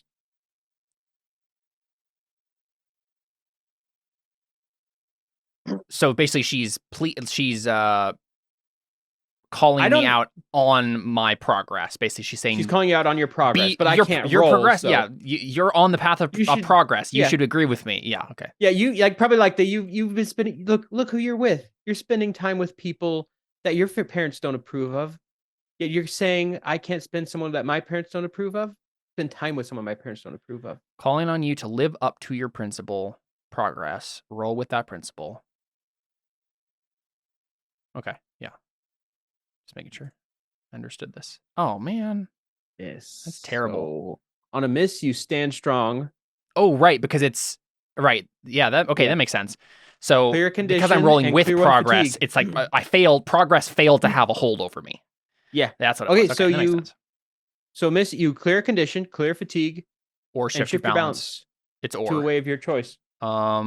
Which would make sense. I think you'd probably be shifting towards tradition. Yeah, that makes sense. There you go. Shifted. And then you can clear troubled and clear fatigue. It says or. Oh, is it or? Yeah. Clear a condition, clear one fatigue, or shift your balance, your choice. But I think shift my balance makes sense, right? Yep. Yeah. We're almost done anyway. So I think I say, I don't think you have that choice. Not now, anyway. You maybe could have worked with someone. I would have helped to figure out a way to do this right, but you made the wrong decision. You forfeited your choice in this moment. You don't have the option to run away from this anymore. I think at this point is when the detective. Yeah, that's what I was hoping. I was just kind of like stalling, just like waiting for her to arrive. So, and I think Lee shows up. She goes, Rose, and just runs up to her and just gives her a big hug. It's the moment. None of you have seen. Have any of you seen Psych? Yes. No. Yeah. Okay, so it's the moment in Psych where Sean is like confronting the people, and he's like, "You did this to do this and this and that," and then that like right when he's finished explaining Lassiter, that's when Lassiter and Jules show up. Yeah, of course. Jules show up. Yeah, exactly. Amazing. Always. I mean, this guy was like part of the gang, so like I kind of like don't care that she like doesn't get a happy ever after because like he probably has probably been a bad dude. Yeah, her. Exactly.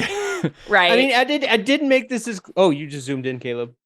I don't know what happened. No, I just moved. Right, I was just. Oh, it looked like your camera. I think like your camera just zoomed in. Oh, it probably just like refocused. Oh. Yeah, like I tried to hint at this. It was kind of tricky because it didn't go the way I'd expected. But essentially, what's his name? Hua was trying to frame his Kong as the person who did it. That makes sense. Yeah, so I think like so Kissy wanted to take over the gang with his girlfriend. Yep.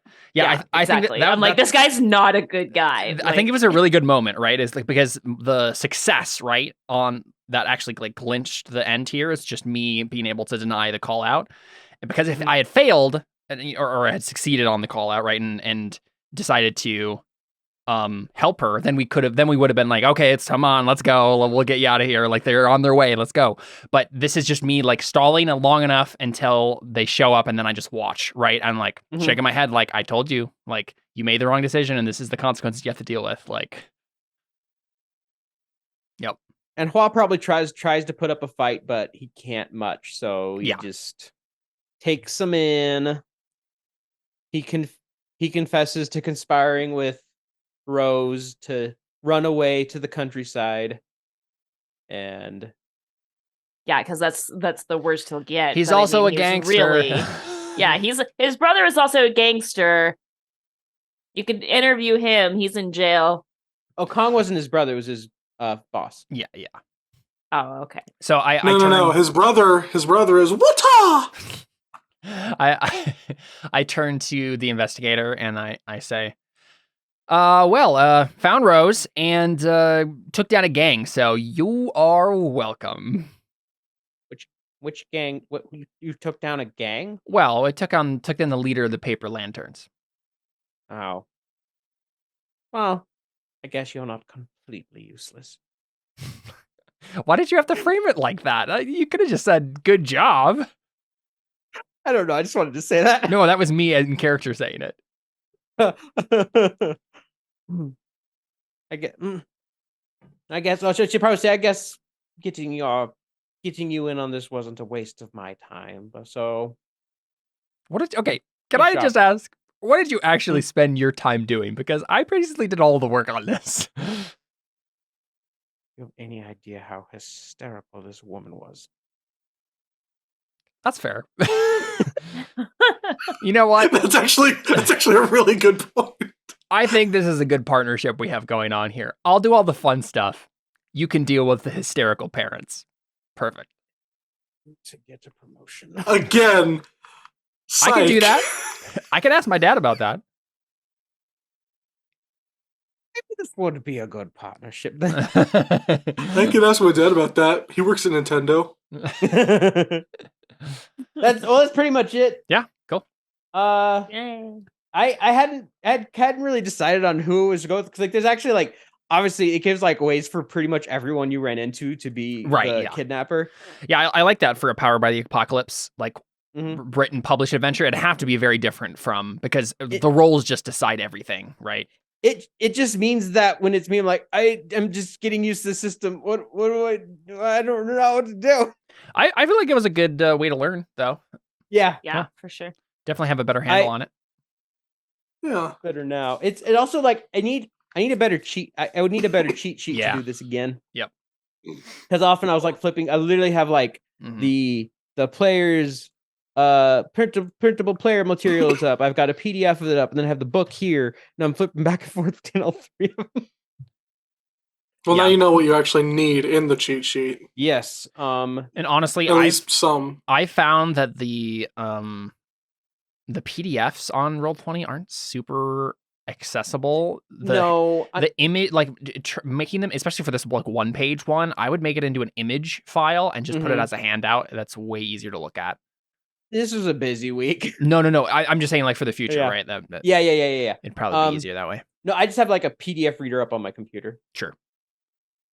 Yeah, it has like this thing has like hooks for. You didn't even mean the Ringmaster. There are there's a couple ways this can go. It's just cool. Yeah, this would be a fun one to play sometime with M maybe. Be good. Also today I was just thinking about back when we used to do the Avatar rewatch podcast. I wish we would have kept doing that. It was so fun. Yeah. Anyway, thanks for GMing, Seth. That was fun. Thank you. Thanks for letting me bumble through this. No, that was good. I enjoyed myself thoroughly. I just got to get away with a whole bunch of crap. So I feel like, when you have a friend that is that's your guard, and then one that's mute, you know, kind of do what you want. And I'm rich. Just do whatever. I feel like if I did this again, I would really need to push more into the balance part, because I feel like I used it like twice and I forgot the rest of the times. But B-Rod, trust versus self-reliance didn't really ever pop up. And that's me, my test character. A Seneca, I feel like care versus force I pushed into once. But that was about it. Yeah. But you didn't talk a lot, so it was hard to push you. Anyway. Cool stuff. This has been Gamebound, playing some Avatar Legends. Very fun. And we'll be back next week for Terra Invicta. Yes? Question mark? Yeah. Please. Season 5, which is wild. Oh, man, I have to do so much prep work. I haven't even started. Oh, boy. This will be great. I know what I'm doing this weekend. Okie dokie. We're out. Adios.